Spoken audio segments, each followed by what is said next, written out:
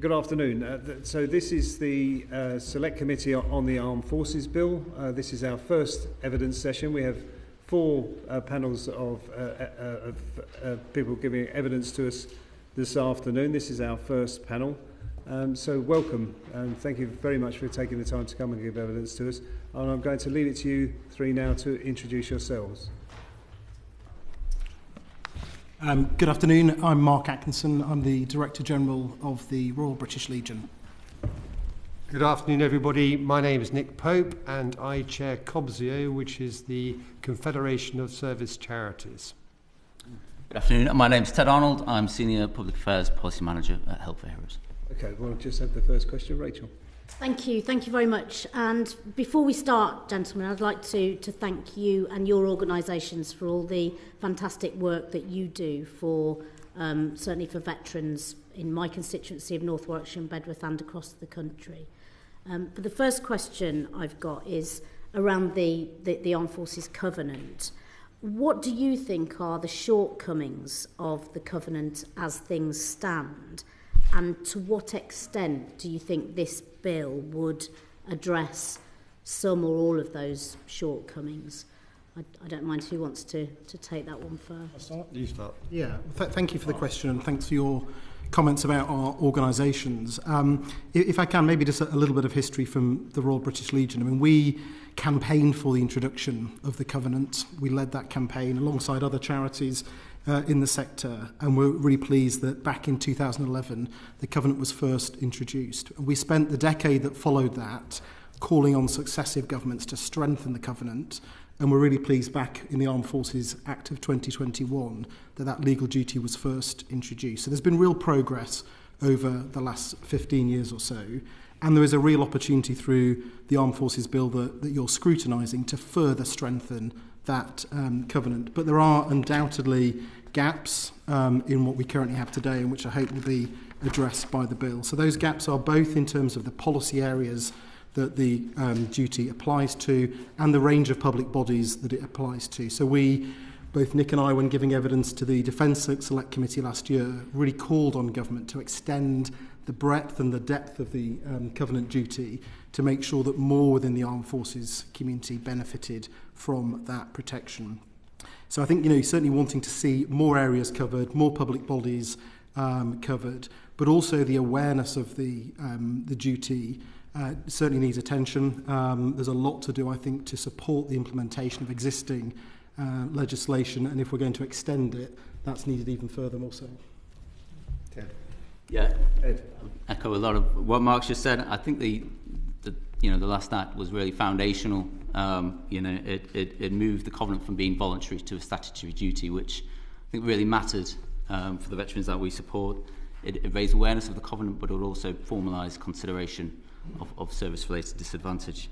However, the scope was limited, I think, as Mark's just said, particularly in relation to national policymakers being under the framework, and also with regard to the policy areas that are under that scope. So I think this bill, or Clause 2, certainly addresses that structural gap. I think for the wounded, injured and sick veterans that we support, their recovery spans multiple systems. So not just healthcare, but having social care, welfare benefits and compensation, employment, I think really gives greater coherence across that recovery system. Which is critical to long-term independence of many of the veterans that we support. Thank you. Is there anything you want to add, Nick? If I could, because I just want to take us back to the idea behind the Covenant in the first place, which was to form a bond, really, between the nation and the military to talk about no disadvantage through service and special recognition for those young men and women who've given the most to this nation. That's a great thing to do, and it was a really, really laudable thing to do. So I think we would all agree that the Covenant for the last 14 or 15 years has given us a framework to get after that laudable aspiration. But the principles and the scope depend, I think, on four things. They depend on clear definition, they depend on effective application, they depend on robust enforcement, and they depend on clear measurement. We've got to get after all of those four aspects both with the current covenant and the future covenant, if we are going to really make a difference. So Mark and I and others in the sector, the Families Federations, the Help for Heroes and others you'll hear from today, have consistently commented when we've looked at the annual report on the covenant each year about where we are falling short against areas like application. And I'll give you an example, let's say housing, where if you go across local authorities across the country, different local authorities might have a different view about how they see the covenant and how they train for the covenant, depending on whether or not there's a councillor who's interested in the veterans community or the armed forces community, depending on whether there's an armed forces champion. So we've got a bit of a postcode lottery, arguably, that we may want to get after.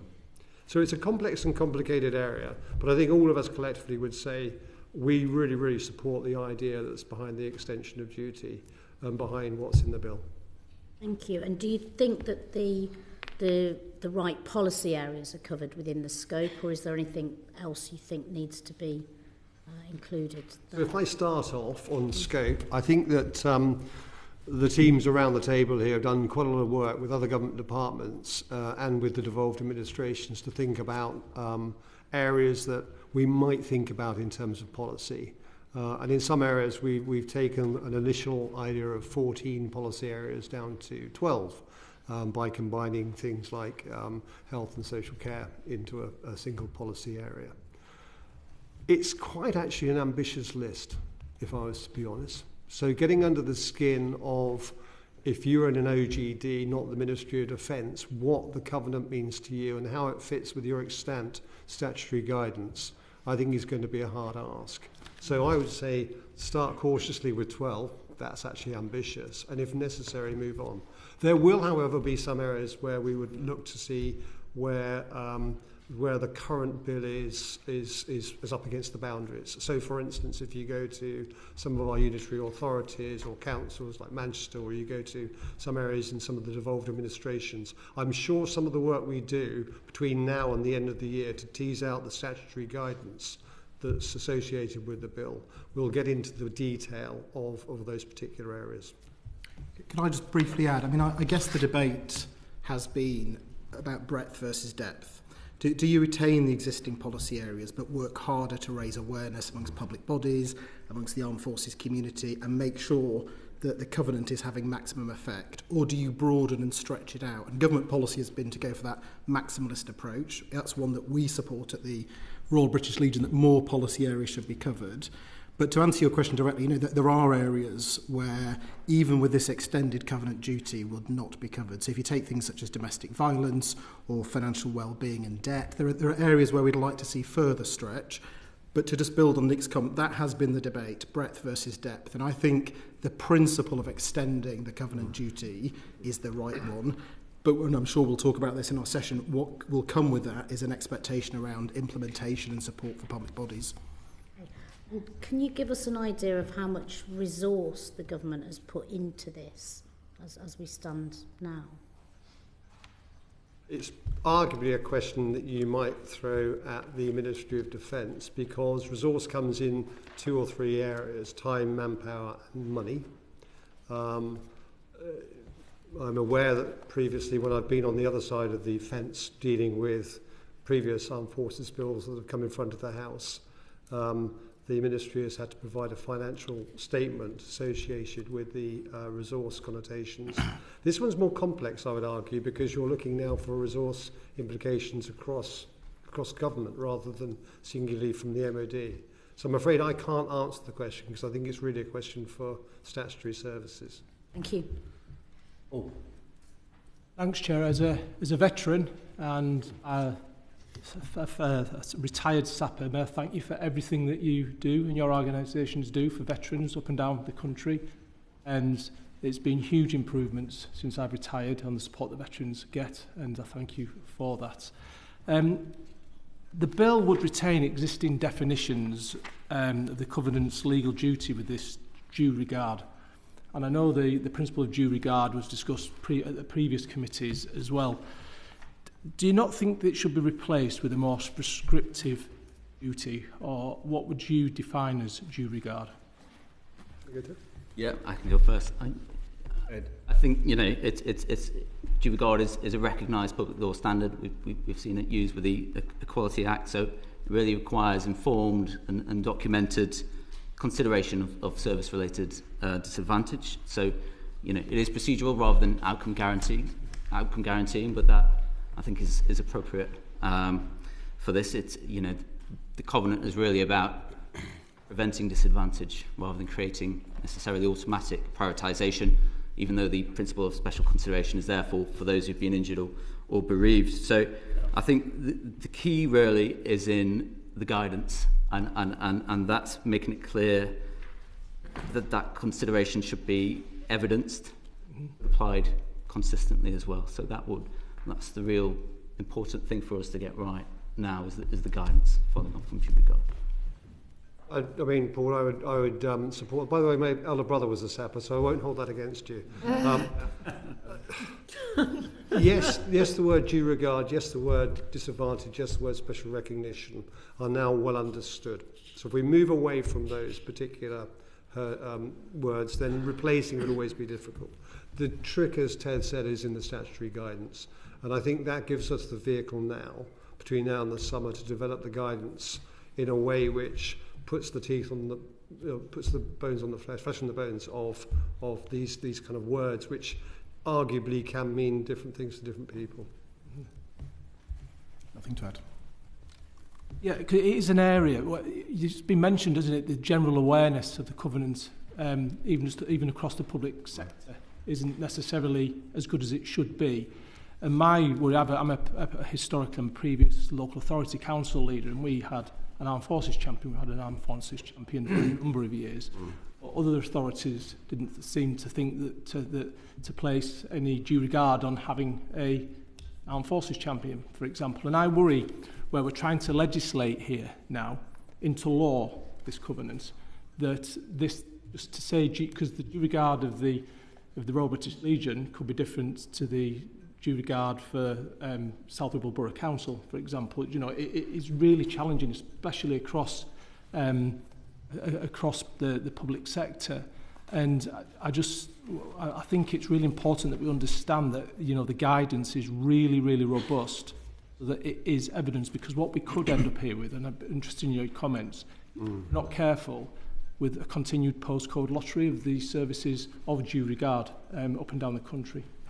Yeah, I mean, I don't mind starting. So I agree, and I think that the government's ambition here to broaden and deepen the duty is a positive one, and we should welcome it. However, the implementation, the consistency, the standards that Nick referred to are critical. We want to avoid that postcode lottery. So wherever you live, as part of that armed forces community, there should be consistency. And what we do know is that there is low levels of awareness of the armed forces covenant duty within the armed forces, and the minister himself referred to the fact that many within the serving community don't know that this exists, that the protections are there. So we've got a job, I think, both a shared responsibility for government and charities like my own to raise awareness of the duty. We've got to make sure that public bodies are held accountable for its application. But what we also know is that there's a great deal of support amongst the general public for the Armed Forces Covenant. We did some polling back in 2025. Almost two-thirds of people, 73% of people really supported the Armed Forces Covenant duty. So we know that the general public believe in this. They see it as a way of recognising the service of those that have been within the Armed Forces. I think our job is to raise awareness and to hold public bodies to account. If I could just supplement by saying that, so when we get into the statutory guidance development, and I'm delighted to say that government's been very good at leaning in towards the third sector to help develop the statutory guidance, for which we feel included. And I guess the same principle is something that we would look to see playing across other government departments, because it's much easier to own a problem than it to be given to you. So as we develop the statutory guidance, I'd be hoping that we, in conjunction with the MOD, can lean out to OGDs to start to think about the guidance as it pertains to their own particular areas. If that happens, then the chances of us having effective application throughout the system is I think, more telling. Christian, you've got a supplementary. Thank you, Chair. Mark, you mentioned consistency of services. Obviously, in Greater Manchester, we have pockets of brilliance and then huge amounts of lacking. Obviously, Wigan being a prime example, and I speak as a Greater Manchester MP. What more can be done to actually share those elements of best practice? But also, when we refer to the Armed Forces Continuous Attitude Survey, only 22% in 2025 actually knew a lot about the Armed Forces Covenant, its implications and their rights. So what more can be done to actually feed that through not only to those former personnel, but also to the services that they are hoping to be using? Who wants to take that? Yeah, I'm happy to respond. So look, I think there is a shared responsibility. This is not just government and MOD. I think we, in the sector, the charity sector, also have responsibility to showcase and celebrate good practice of where the duty is being taken seriously by public bodies and help disseminate that good practice. But undoubtedly, through the statutory guidance and through other means, we do need to shine a light on what good looks like, as well as holding to account others that are not fulfilling their responsibilities. Could I just make one point, and this may be coming up in your questions, but we're conscious that the bill extends responsibilities both to local authorities, devolved administration, central government departments, etc. We think it would be beneficial for the bill, and certainly the statutory guidance, to be really clear that it also applies to combined authorities, to mayoral authorities, to the Greater London Authority. So being really clear, both on the face of the bill and to combined authorities in Manchester and elsewhere, that this applies to them and that they should also be held to account. So I'm not sure at the moment that reference to local authorities is specific enough that this does include combined mayoral authorities and the GLA. If I could give a shout out, if I may, because you're going to get an answer, I think, on this particular question in a later panel when you speak to the families' federations, because arguably against the current provisions of the government, housing, education, employment, a lot of those issues pertain to the dependents, the partners and the spouses of those who are serving. And the kind of the consciousness and the families element of our business, I think, is an area where probably at the individual level, even though the word covenant may not be recognised, the individual aspects of the consequences of mobility, particularly across areas of the UK footprint, are those that will be most pertinently faced by wives, by partners, by children.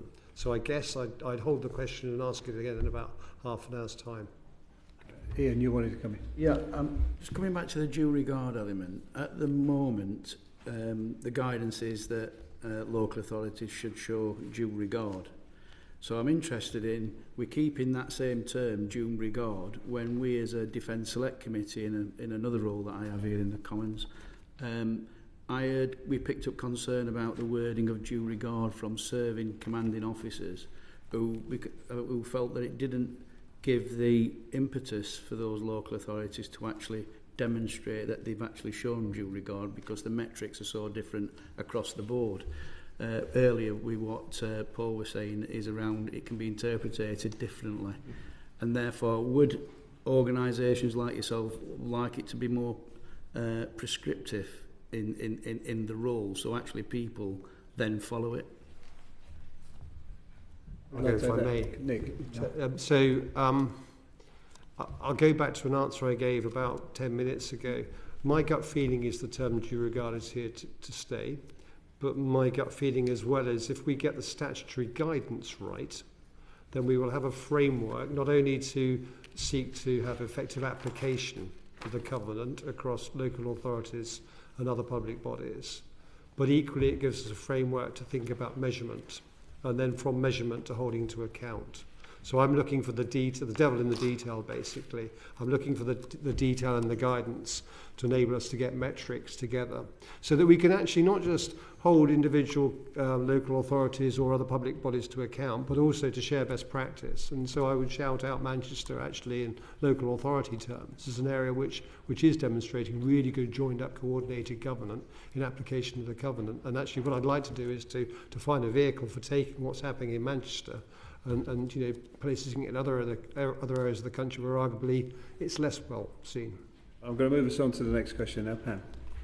Thank you, gentlemen, for your time and for all the work that you do. One of the important aspects of this proposed revised covenant is that the duty will extend across Whitehall departments for the first time. How do you think the guidance issued by the Secretary of State on the legal duty should ensure consistent delivery of the covenant across Whitehall departments, many of whom will be experiencing it for the first time? Yeah, I'm happy to go. I think it requires, that consideration at a policy design stage, not just delivery. So having the clear statutory guidance, so practical examples is very important, and an element of training as well to help support those departments embed the covenant principles into those considerations. So I think it would also be important to have support from the centre and central government and particularly the MOD in sort of helping ensure that consistent sort of implementation across Whitehall.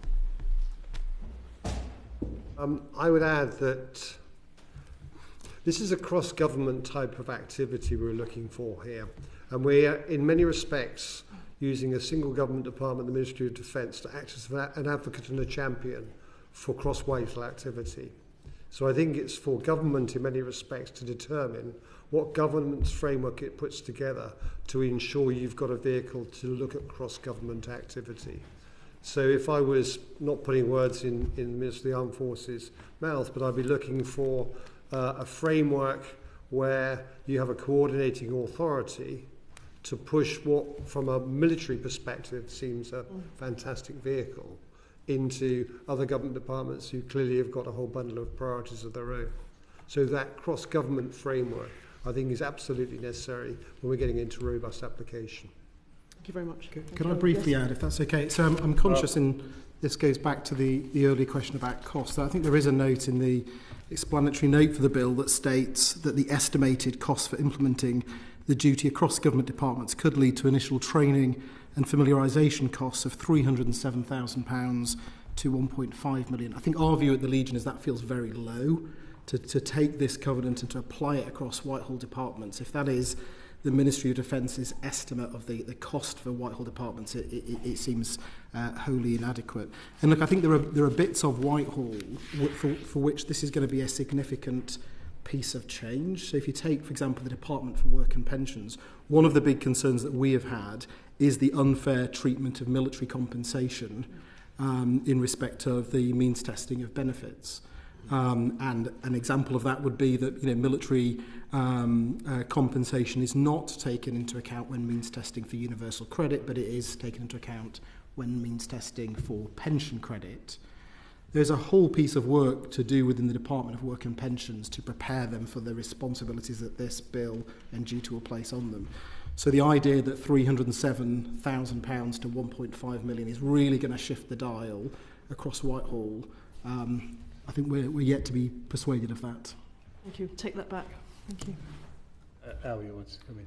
Yeah, first of all, thank you very much for all your support and the work over the last couple of years moving this forward. I'd be really interested in your view about holding other government departments to account and whose responsibility that should be. And importantly, how, for example, the annual report on education and communication capability, not just at the government level, but also at the local government level. And perhaps if you could also allude to how Valour may be able to support that in conjunction with your work would be really useful. So if I kick off, if I may, on this one. You're absolutely right to say that legislatively right now we have a requirement to place in front of the House, or the MOD does, a Covenant annual report. And we in the sector and the Veterans Commissioners and others also get the chance to contribute to that report. It strikes me that when this bill comes into law, we'll need to think carefully about what kind of framework we use to place evidence back in front of the House. And actually the very act of corralling that evidence and conjoining it across government departments is no small effort. So I think we will need to think carefully with your Covenant teams about how we effectively do that in the future. With regards to the Valour question, and it's taken nearly half an hour to get the Valour word on the table, which I think is interesting. Valour is a new kid on the block in many respects. So for those of you who don't know, the Ministry of Defence is putting a new framework out to really get after effective coordination of activities that are happening at the local level and having a brain centrally to gather evidence, to think about prioritisation of activity. And then below that central brain, a framework of regional officers who can link into local authorities, integrated care boards, and other public organisations to really corral and coordinate activity at the local level. That in itself is a new kind of vehicle, which I think gives us an opportunity to think about how we coordinate activities in a way which is very consistent with the Covenant. Inside the MOD, therefore, the relationship between the Covenant, which relates to the armed forces community, serving, have served, wives, families, partners, dependents, and the bereaved community. The relationship between the Covenant and the Valor approach, which starts with veterans, but will hopefully in time spin out to other areas of the armed forces community. We'll need to work out the governance framework. So yes, it's absolutely, I think, part and parcel of the delivery downstream. But yes, we've got work to do, I think, to make sure that the two areas are joined together. Just add very briefly, if I can, just to say, look, I think it's a shared responsibility, Minister. You know, I think the Ministry of Defence and its ministerial team, working with other government departments, have got that coordination and that accountability responsibility. But certainly if I speak on behalf of RBL, you know, this is an organisation that is about campaigning, and I think we will certainly, as this duty gets extended across departments, want to shine a light on those that are doing really well, taking it seriously, adapting their policy, thinking about the armed forces community, and also shining a light on those that are not. And so I think we're coming from slightly different perspectives in that, you know, our job, I think, is to share great practice, but also to hold our feet to the fire. But there's also a shared responsibility with you and other MOD ministers. Briefly, you want to come in, Paul? Yeah, thanks. It's just tying back something that Mark said before, Chair, that and it reconfirms my concern about due regard, because the figure of 350,000 to 1.5 million for coordinating a budget, for coordinating, enshrining this in law across all of Whitehall, to me appears that there's not much due regard going on here, and that worries me. And I think that proves the point that we're discussing here, because you know, it looks like the MOD budget more on pencils than they do on actually coordinating this very piece of legislation, you know, and that does concern me. So I support what you say, Mark. Thank you, Chair. That was just a comment. You're not expecting. Yeah, I was confirming. You don't have to respond if you don't want to. Juliet, sorry. Thank you, Chair, and thank you very much for coming and for taking the time to share your knowledge with us today. We really do appreciate it. So thinking about when the Covenant's been implemented, how do you think, and you've touched on it a little bit, the government departments and the public sector or delivery bodies could be held accountable for the way that they deliver the Covenant? Do you want to start? Having sat in government and being held to account by other members of government for delivery of services or programmes of change, it's great when it's going well, and when it's not going so well, it can be quite a robust conversation. I think government, as I go back to my governance framework question earlier, if we collectively feel that a government department, so I'm DWP, let's say we're not delivering through DWP on some of the issues, one mechanism to call that out will be in the Covenant annual report at the end of the year. Another might be through a process involving commissioners or ombudsman, or actually across Whitehall governance framework. So we've got different mechanisms that we can use to shout out where we see areas of either poor practice or areas where arguably government departments aren't necessarily putting their weight through the principle and the scope of what we're aiming to achieve. I guess the question that follows from that is where there is a government department that is failing to deliver on the intent and the scope of the Covenant and extension of duty, what mechanisms you have for incentivising or changing behaviours. That, I guess, is again a question for government really to argue about how it changes the paradigm based on the evidence that we provide. So we're going to have to provide evidence to enable somebody then to take a view on what can be done to either share best practice or to come up with a different way of delivery. Can I just... Okay, certainly. Just thinking about potentially it being poor practice, and some of that might be around the knowledge. What do you think can be done to promote awareness amongst employees of the opportunities of this covenant? What more can be done? How do we raise awareness? How do we boost knowledge? So really we're after an awareness campaign here and a communications framework which enables us to celebrate success and also arguably to pick up on areas of shortness. That, I think, is a whole of society, a whole of government, a whole of the third sector, a whole of industry approach, where we've probably got some work to do on all of our sides as to how we take this forward. But this is, for me, this is a big change. So the extension of duty, putting on the covenant so far, is an area where we are at the foothills of understanding what's really going to happen across government departments. So I think it's given us a really, really good framework. And building on what the Minister says about the relationship with Valour, I think we've got some very, very interesting building blocks now to think very, very much differently about service. I would also, if I may, want to place this in context, because the vast bulk of the armed forces community leave service and thrive in society. They make fantastic contributions beyond service. So when we think about the framework for recruitment in the future, retention in the future, strategic reserve, which the committee will come back to, I think, next week to talk about the strategic work in the future. So placing the context is really, really important to me. So yes, communications matter, but communications in context also matter. Okay. Yes. You can say something. If you want to have an answer to that. Just a slightly broader point, which is, I guess if you look at this through the lens of the individual, the ability to seek redress is very limited. So if you don't believe a government department or a local authority has given due regard and has taken forward the covenant duty seriously, what are your options?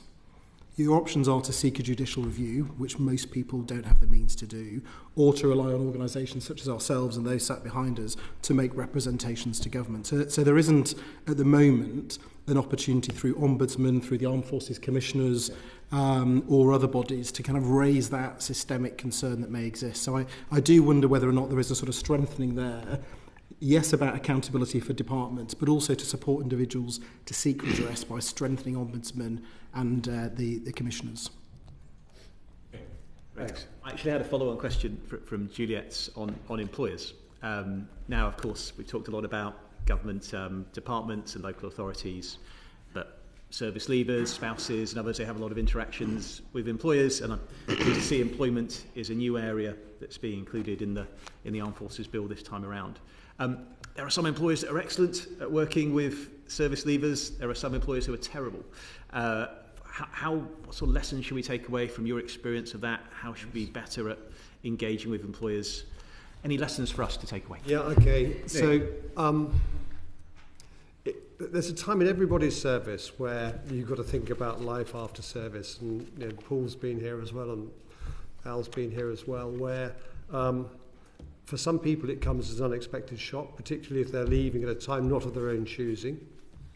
So those who are medically discharged or compulsorily discharged because of drugs or administrative actions. And each of those individuals, therefore, has a transition journey or a path which is unique to them as an individual. So that's the individual part of it. From an employer's perspective, there are 3 or 4 or 5 different frameworks we have right now to think about employers. So the MOD has a thing called the Career Transition Programme. So a programme that everybody who's leaving service on their own accord, who's done the requisite amount of service, has a programme basically to align them in terms of thinking about employment beyond service. Very, very effective programme, delivers great outcomes. There is a relationship between the covenant and industry, both public sector and private sector and third sector, through the Employers Recognition Scheme, predominantly focused through the lens of the reserve soldier, but there are about 13,000 signatories to the Employers Recognition Scheme. That's an enormous amount across the nation.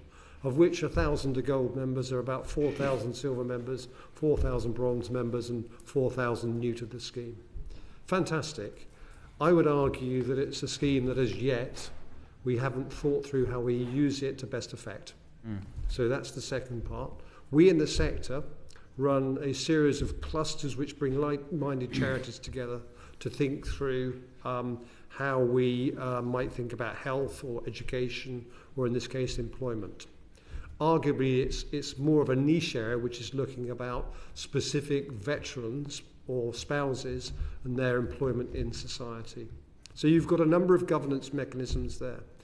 But in a future model where we're thinking about a strategic reserve, and this might come up in conversation next week, we might think differently about these organisational frameworks to enable government to have a conversation not just with an individual who is leaving service, but if we're thinking about blurring the boundaries of zigzag careers, continuum of service, strategic reserve, then a conversation with employers. I was struck a couple of years ago when I was actually visiting Israel, not long after the 7th of October. And I visited a factory, I won't say which company it was, but it had 8,000 employers. On September the 7th, 8,000 employees turned up to work.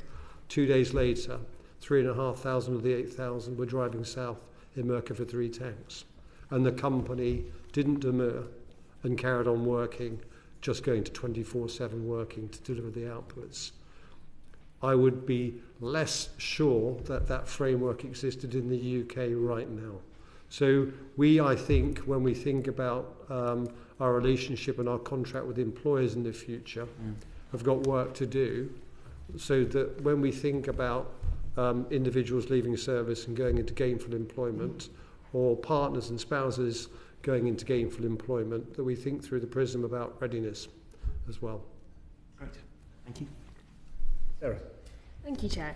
I just want to go back again just on the covenant, because I think, Cynic, last year you did talk about the danger of expansion is that we lose focus. And I am worried about that with the postcode lottery, but how we apply it. And it does feel like a huge amount of weight is now being put on this statutory guidance. I kind of just want to explore a bit more, because if due regard can't be too prescriptive, then how prescriptive should the statutory guidance be? Because it feels like that will be in place of it. You have a better memory than I do, clearly. So that's the challenge really over the next 4 or 5 months. So some of the team from the MOD in the seats behind me, and members of the sector and colleagues from across government will be sitting down to put, as I said, flesh on the bones of each of the 12 policy areas. That it's not unique, but it's rare for us to sit together as different organisations to co-create and to co-author guidance. So I do think I'm kind of glass half full on this. I think we've got a vehicle here to deliver some guidance. And of course, when we do guidance, if you're sitting there as DWP or as any other form of local government, only some of this guidance is going to pertain to you. So arguably, horses for courses, and we will therefore develop guidance which is pertinent to individuals. I wouldn't expect somebody who's the Armed Forces champion of an ICB to read 12 lots of statutory guidance. And so hopefully there's a vehicle there. I'm being optimistic. Let's see whether this actually pans out. Very briefly, then, Minister. Thank you, Chair. Just one final question. In 3.5 years, what does good look like? So by 3.5 years, we will have taken statutory guidance. We will have had a bill that's gone through Parliament. We will have applied that guidance down across all government departments in a way which is about effective application.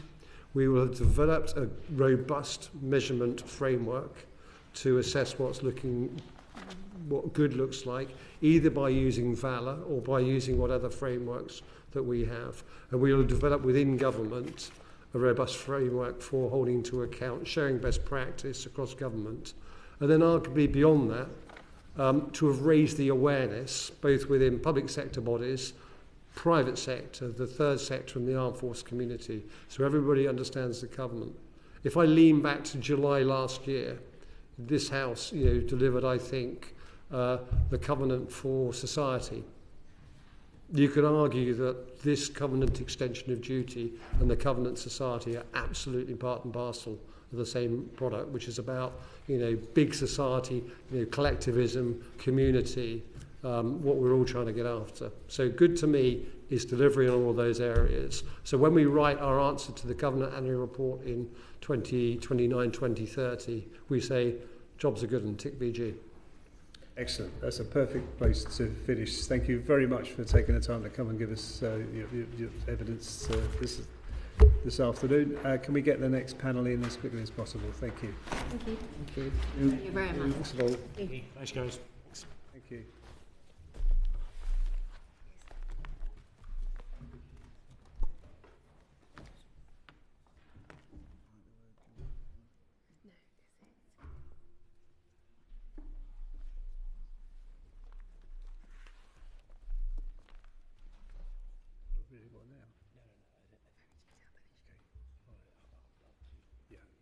Probably be me.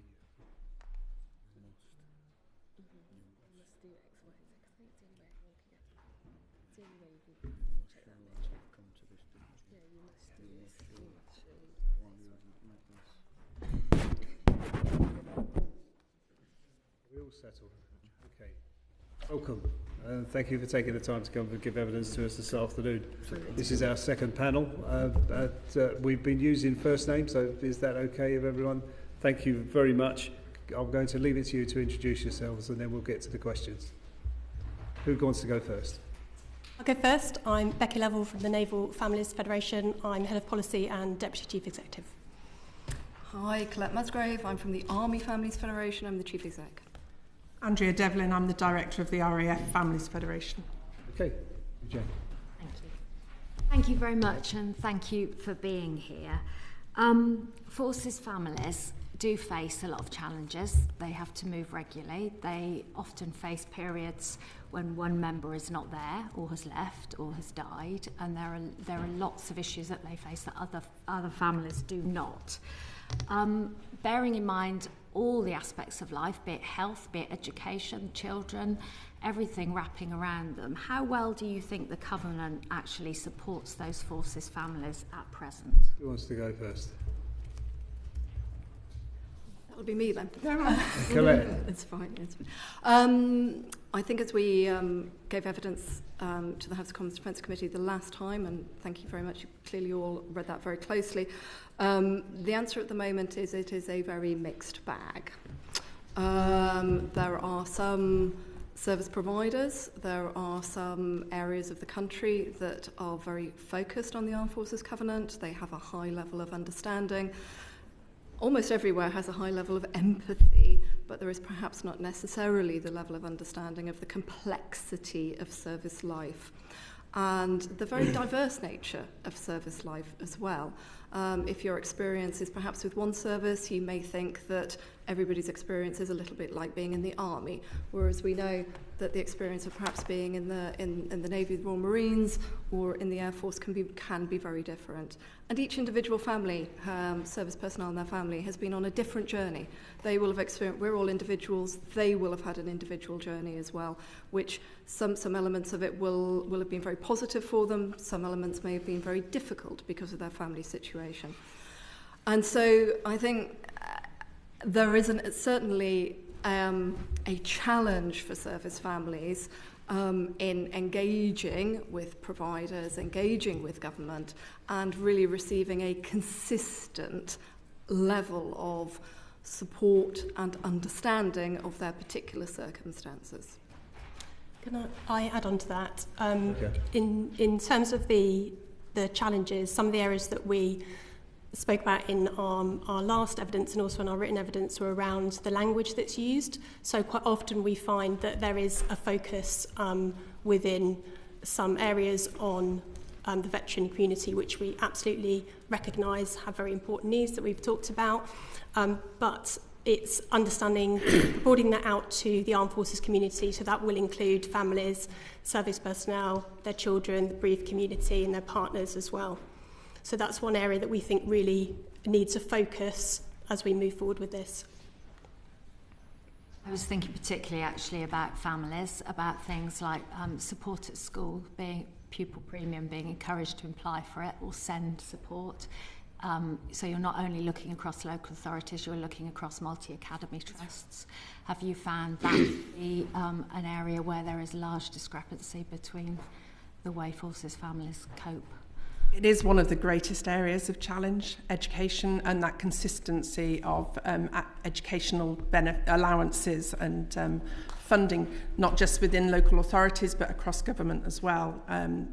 Through the devolved administrations, it does cause a huge amount of hardship for some of the families. They're often moving short notice, they're often moving not necessarily for their choice, and we're seeing an increasing number of families choosing to allow serving personnel to go unaccompanied rather than disrupt the family for all of the reasons that you've just outlined, and because of that inconsistency, so that it's much simpler for the family to stay in one place and the serving person to travel, which of course then starts to impact on retention and it may solve one problem, but it brings other challenges for that family too. Could I add in there as well about, so in terms of the Navy and Royal Marines, the dispersed family, so you asked specifically about support within schools, and we do find examples of that really good practice across the board. However, there are families do come to us and say that there isn't the recognition in their school, and it may be that they're in an area where there is a lower military footprint, and that could be one of the reasons for it. Equally, we do have other examples where they take particular care and they understand their obligations and they make provisions, but that can make a real difference. So it might be that also, talking from our point of view, it's the Navy, there's not the visibility on the mobility, which is one of the areas that people may be aware of that causes some disadvantage. It's the length of separation, so when those are 6 months, 9 months or longer than that, the children aren't coming in and out of school, so it's maybe not so obvious. And also with the submariner community, that no contact as well, which adds in a completely different element. Minister. Thank you, Chair. First of all, I'd just like to thank you for your service. I always say when one person serves, the whole family does. So thank you very much for everything and all the support you've given me over the last year and a half. I'd just like to ask, that the Covenant extends the due regard to a multitude of different policy areas. Do you think they are the right areas, and are there any other areas you'd like to see included as we move forward with the bill? We certainly welcome the extension. It's something that we have long argued for, because the experience of serving personnel and their families, much of the tension comes between the fact that they are actually seeking as citizens first. Whilst they are in the UK, they are seeking to access statutory provision, whether that's from their local multi-academy trust, whether it's from a health service, whether it's from another government department, and the tension that comes with service life, and the lack of understanding necessarily of service life, and some of the conflict even inside other government departments and the Ministry of Defence itself in terms of conflict of policy and processes. So overall, we absolutely welcome this on behalf of families. We can see in it many of the areas that we've talked about before, and that we've talked about the importance of extending it to. I think we'll probably go back to the argument that you heard from the previous panel. There is always that balance between depth and breadth, and we've certainly expressed concerns in the past that there may be a risk by going and seeking to extend too far that you're not actually able to support effective implementation, and you may very well lose some of the good practice that is already out there. So in general terms, I think yes, it probably does cover most of the key areas that we are looking at, but there are certainly, and perhaps I'll leave it to my colleagues, but there are certainly some specific areas where we would like to see a little bit more focus and a little bit more clarity. I completely appreciate that statutory guidance has yet to be developed, but it would be extremely helpful for families to be able to be confident that all aspects of family life however it might be for them, could actually be covered by the covenant, if not now, certainly with the intention that it goes into the future. We've referenced before particularly the private sector, and I know you heard that from the previous panel before, particularly in respect of provision of financial services. This is something that families, service personnel and their families come to us on a fairly regular basis about. Access to mortgages, credit, mobile phones, whatever it might be. That sits in the private sector. That's something that has to be, that we would very much want that to be looked at in due course. Okay, just you guys had a quick second. Carry on. This is a theme I have a feeling we're going to pick up throughout the whole evidence session, is one on coordination, coherence, and particularly consistency of the implementation of the covenant across government departments, local authorities, and all the different bodies that we rely upon. What would you like to see to help us, just MOD, but other government departments, enforce and hold people to account more effectively for the delivery of that due regard?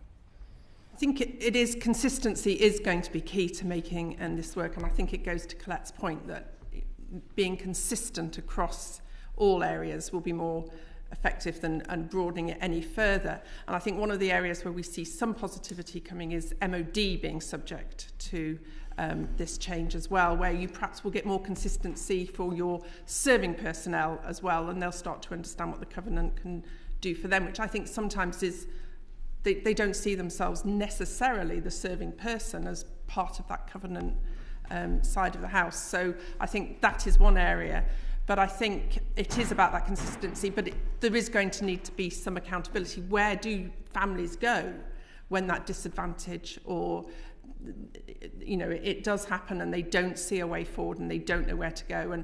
And we mentioned earlier about the recognition, the defence recognition, and understanding those best practice and understanding how we can put that accountability into it for families, because I think otherwise it just becomes quite hollow. They don't know where to go. They don't know how to escalate the problems that they're facing. And I think that needs to follow through. There needs to be, they use the families federations, but I think it needs to be greater than us. Christian. Thank you, Chair. Andrew, you mentioned just then that feeling of not knowing where to go. Indeed, it was RAF families themselves who talked about intervention often coming when you've hit rock bottom, and indeed at crisis point. I imagine most MPs will probably see that in their casework as well. What more do you think this bill, or indeed the covenant, should be doing in terms of early prevention, identifying that signposting, which so often is just either lacking or not quite right? I think it does go back to that consistency. We could cite local authorities where it's exceptionally good. They're working extremely hard with their serving community, not just their veteran community. So they're inclusive of that armed forces community, and I think that is really key going forward as well. It's very easy to forget the broad definition of the armed forces community. So that would certainly make a difference, making sure that definition is truly always used and fully understood. It is not veterans and then as an add on the others. So it's that broadening of the armed forces community, understanding that does include the serving personnel, but it is building on that best practice and having that consistency. And often we've seen where there's an armed forces champion, it's an under-resourced role or it's a part-time role, or where we see success is very personality driven, as opposed to a consistent framework that allows them to understand what they need to do. Could I add in there as well? So one of the things that we hope that it will achieve is to strengthen the recognition of some of these experiences that we've talked about for the family, so around the mobility, the separation, and really develop that understanding, and thereby having improved visibility for the service families. And as my colleague Andrea was saying, having that person-centred approach from services, from organisations, companies, private companies, employers, so that they know who it is that they need to go to speak about if they have their experiences, and more importantly, that the people who they are communicating with have that understanding and know exactly how to support them, and also to recognise their strengths too. Okay.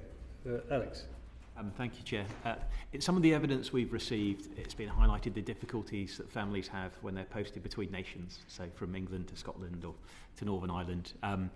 People being put to the back of the queue for send waiting lists. I think in your own evidence you gave an example of childcare costs going up by £12,000 for a family that moved to England and Scotland. Do you think the covenant changes that now make devolved administrations responsible for paying due diligence to the covenant will help with that? And what more does government need to do to ensure that we remove those barriers insofar as possible? Who wants to go first there? I can take that first. We Rebecca. think it, thank you. I think it's absolutely, we really welcome it. That's what we think. We already know, that there's excellent work going on in all of the devolved nations, and we, as Families Federation, work very closely with various organisations across those nations. We believe that there will need to be some joint UK-wide guidance with clear national frameworks as well, and that there will need to be that cross-governmental working together so that there's a shared understanding of what we're trying to implement. There's potentially shared training as well, so that one of the experiences of our families is that they have, as you've said in our evidence, they have a very different experience. We understand about having a local provision, and that's important for both within England but also across devolved nations. So we understand that context, but it's thinking about what the family's experience is as they move in and out.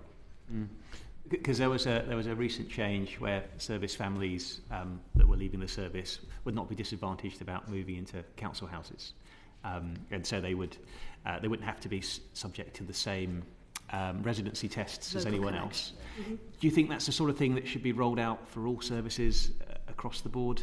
Is that something that would be helpful, or is that being considered? From the perspective of a family, I think the evidence to us is very strongly that yes, more of that consistency would be extremely helpful. Something like local connection is, whilst still resource dependent because there are only a certain number of homes in an area, is relatively straightforward to negotiate. Having said that, that actually took an awfully long time to get through. Once you start linking it to things where the devolved nations have their absolute right to have different taxation, to have different levels of childcare support, to have different approach to how they use resources locally, that does become quite challenging. So whilst of course we would sit here and say, from the evidence of our families, that would be a fantastic thing to do, there is an element of getting to that point that could be a long way down the line, and in the meantime focusing around ensuring that families understand what is available in any particular location, but docking with the idea that those service providers in any particular location also understand where it's about removing disadvantage rather than providing advantage. And I think that's sometimes where the grit can come in the system, and we all have that collective responsibility to help communicate and to help people to understand what the art of the possible is as we move forward. But yes, in answer to your question, yes, in 3.5 years' time, that's what I would love to see. Thank you. Luke. Thank you, Chair. I appreciate we've got a deeper dive into housing, I think, next week, but I just wanted to touch on it.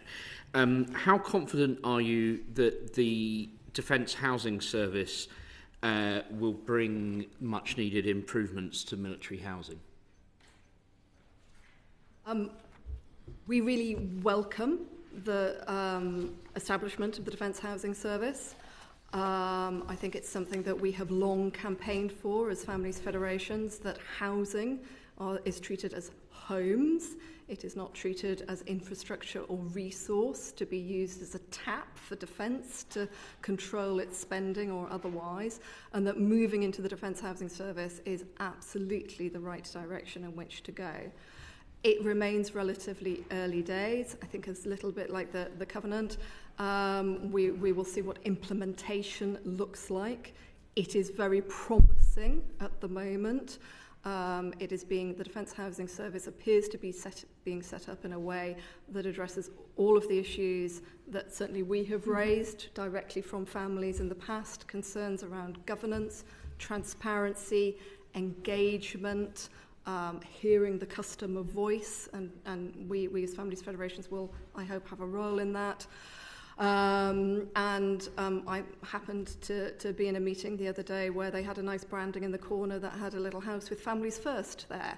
And that is an absolute, if that's an indication of a change of culture and a change of mindset when it comes to defence housing, that can only be positive.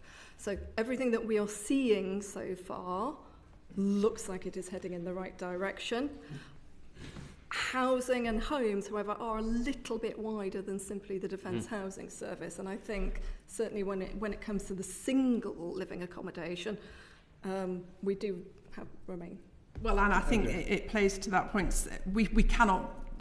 The Defence Housing Services is a positive. We're very optimistic about what it's doing, and it's changing the concept of the family. So it's recognising the long-term relationship situation. It's not just you must be in a civil partnership or married. So the long-term relationship aspect, those people who only have their children so many days a year and have shared parental responsibilities, and it's definitely going towards that. But what I hope as it moves forward and as MOD become part of the covenant as well is that it doesn't lose sight of that single living accommodation. And those we get a lot of evidence of single accommodation where it never does feel like your own home, and for some people it may be their only home. So it's that single cohort are still very, very important. Those people who live in a shared mess facility. So yes, it's going in the right direction. Yes, we're very positive. I hope it doesn't lose sight of that as MOD come into the covenant with it as well and start focusing on their single cohort as well as the relationship cohort. Thank you. Any more questions for the committee? Well, thank you for coming and giving evidence to us. Is there anything that our questions haven't covered that you'd like to get across in the last few minutes that we've got?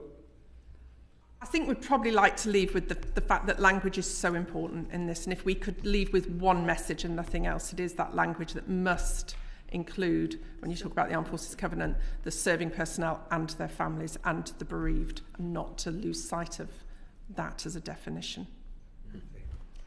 Can I just add onto that as well? I completely agree with Andrea, and I know Collette supports that too in terms of the language, that it's really important that families understand the covenant themselves so that they are empowered, that when they go to these services and they're experiencing any challenges, that they're able to use that. They know exactly that it applies to them, how it applies, and what they can also do if they have any problems and they need redress. We have heard a lot in the previous session about due regard. Due regard is a very nebulous concept to a family when they're seeking to get a SEND assessment, when they're seeking to get a school place for their child, when they're seeking to get continuity of healthcare. Due regard is quite a challenging thing to be having a conversation with a family in crisis point about that. And that's something that I think leans to both the language and the inclusivity.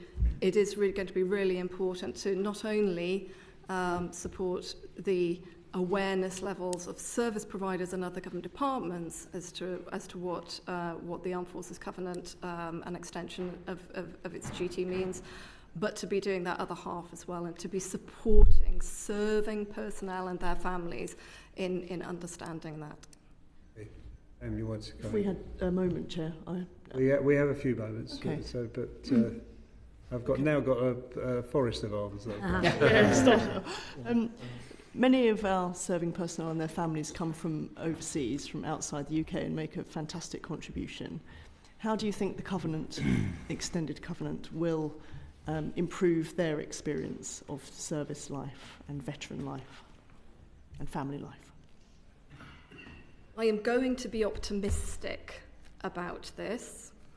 and say that it will offer, again, I'll go back to my point about much of the friction for serving personnel and their families actually comes through the application of wider policies and processes that sit within other government departments. Predominantly in this case, obviously, the Home Office, but also in respect to the DWP, also in respect to access to healthcare, access to education, access to employment. I am hopeful that by extension to other government departments that this will give us more levers across government to be able to advocate and support non-UK personnel and non-UK families. They are not necessarily in the same family unit sometimes, which adds to the complexity of it. Because at the moment there does seem to be a little bit of a concentration of this is a Home Office problem. It's a visa and immigration problem, or it's a problem for the MOD to sort out with the Home Office. It isn't if you're a family member and you find yourself on a maternity ward and you haven't actually got the right documentation and you're presented with a bill along with your baby. That is not a very good space to be in, and our levers to be able to do that at the moment are very largely reliant on us as Families Federations, with the support of some of the charities behind us, and going in with a very long screwdriver and explaining it to people. I am hopeful that by extension of the Covenant that we will have more mechanisms to be able to do that. But that does go back to the point around escalation, redress, and when it comes down to it and you've got two departments who are like that, who is going to adjudicate and say, I've referenced it before, but we do have an issue around, it's not non-UK, but we do have an issue around another issue where DWP and MOD have been talking for years. And we have no resolution, and in the meantime we still have disadvantaged families who are there. My concern is that we do not end up in that same situation for that particular cohort. Right, Rachel, Ian and Juliet, so very briefly, Rachel. You've given us some very clear examples of where problems might happen. What do you think we could do to better address those? And is there a sort of education programme, particularly with families, as opposed to the serving personnel themselves, that we need to be looking at, do you think? Families are a really hard cohort to communicate with sometimes, unless, we all can recognise the family that sits on a base, and that's how we always used to communicate. Of course, the challenge we have now is there's much more dispersed families who may or may not choose to engage with the armed forces. There's that difference there. So they're the hard cohort to develop that understanding, and often they have no concept of what we can do to help them until, as Collette said earlier, they're in crisis. So there is an education piece for sure, and where we've seen good practice on that, it has been in some of the local authorities where they are producing literature that really does include service families. It explicitly mentions them. It's a specific, this is what we can do for you. So I think there's a lot of good practice out there. It's making that more consistent across the whole of the UK and building that education. And obviously one of the ways of doing that actually is through the service person, because you have to educate the service person to have any chance of educating the family. So I think it's a combined approach across all levels really of that messaging that needs to go out, and resourced as well, rather than it being, as I said earlier, something that somebody does in their, because they're interested, as opposed to necessarily because they're fully resourced to broaden their understanding of the armed forces community.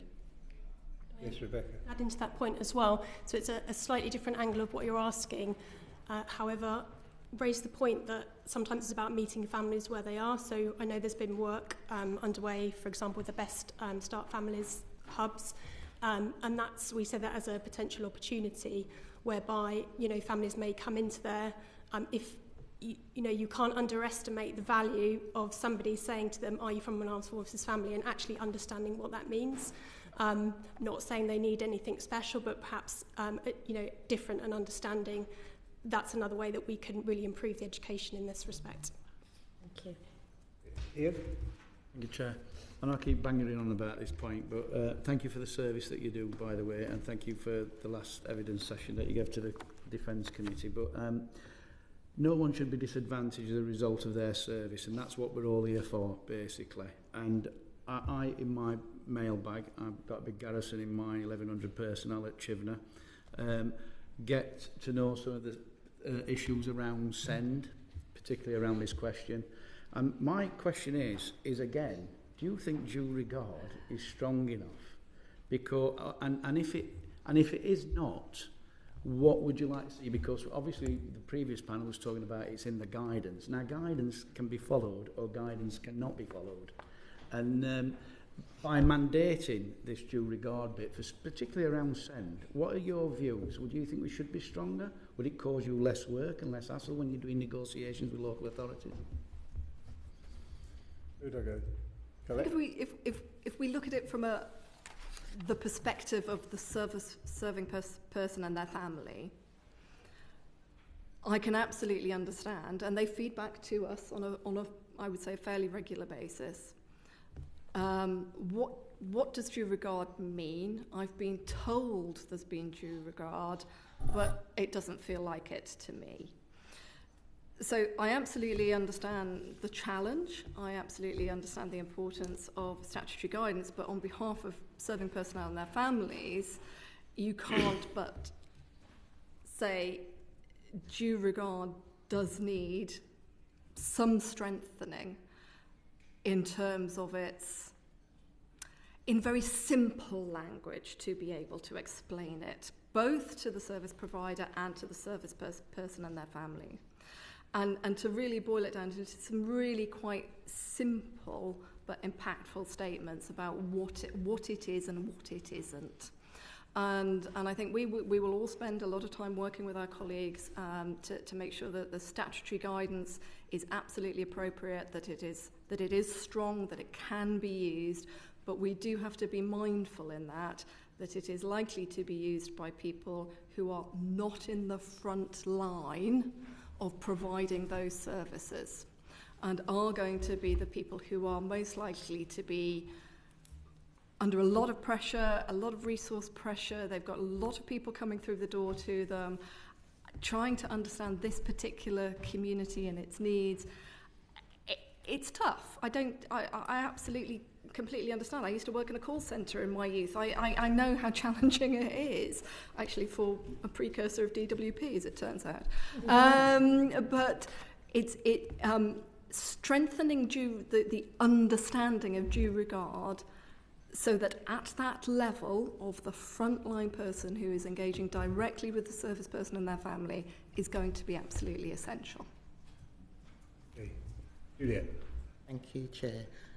Thinking about the extensions, so social care, employment support, send childcare, for instance, what do you think has the most potential to deliver for serving personnel, their families and veterans? Are you thinking about particular policy areas? Yeah.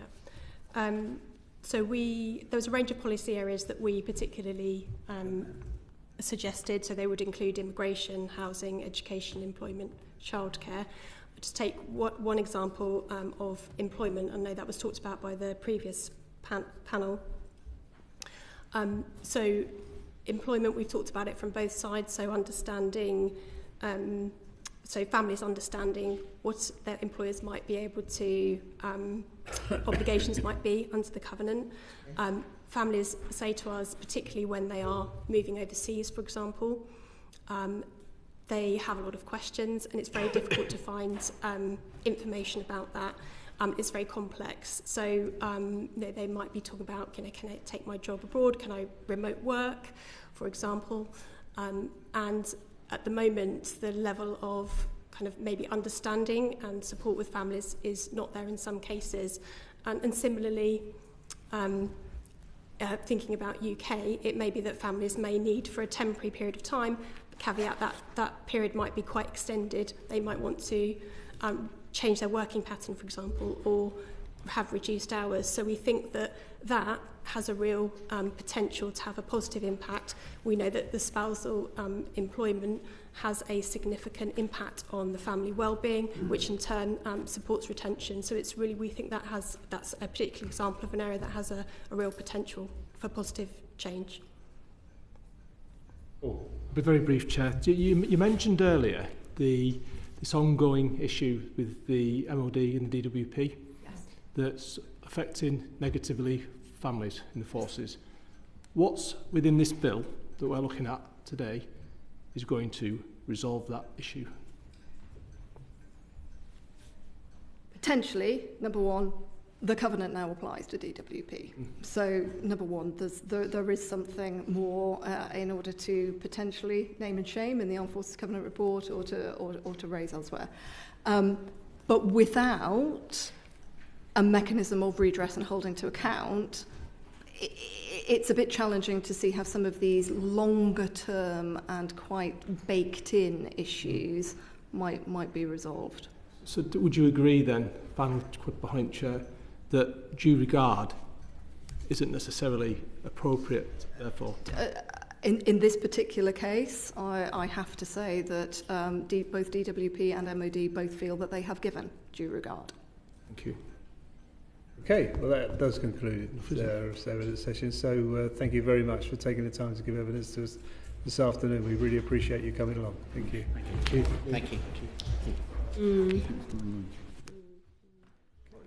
we have our next panel?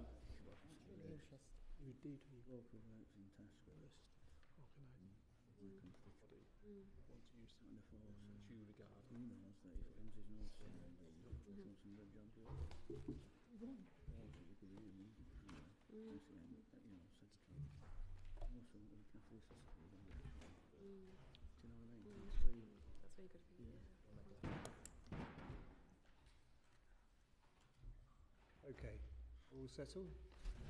Good afternoon. Thank you very much for coming along to give evidence. This is our third panel of the afternoon. We have one further panel after this. So I'll leave it to you to introduce yourselves and then we'll get to questions. Who wants to go first? Chloe Mackay, the Chief Executive of Combat Stress. Caroline Cooke, Head of Policy at Forces and Mind Trust. And Andy Cole, I'm the Chief Executive of Royal Star and Garter. We've been using first names, is that okay? Thank you very much. So the first question is Rachel. Thank you, and thank you all of you for the amazing work that you do for the Armed Forces community. It really is appreciated. I want to start by asking quite a general question. How would you describe the current effectiveness of the Covenant for people that your organisation works with? Let's go first. Do you want to start, Chloe? I'll start. I think that we have we deliver mental health treatment and support, so we're working very much under the healthcare provision of the Covenant. So we are working in an area where the Covenant has already come into being, and I think there has been a lot of progress. We see the Armed Forces Covenant affecting commissioning of services, and we see particularly successful accreditation schemes, so both with GPs and NHS trusts, and they are quite simple and there is good take-up of those in England. I think what we don't see is necessarily the parts of the system working together.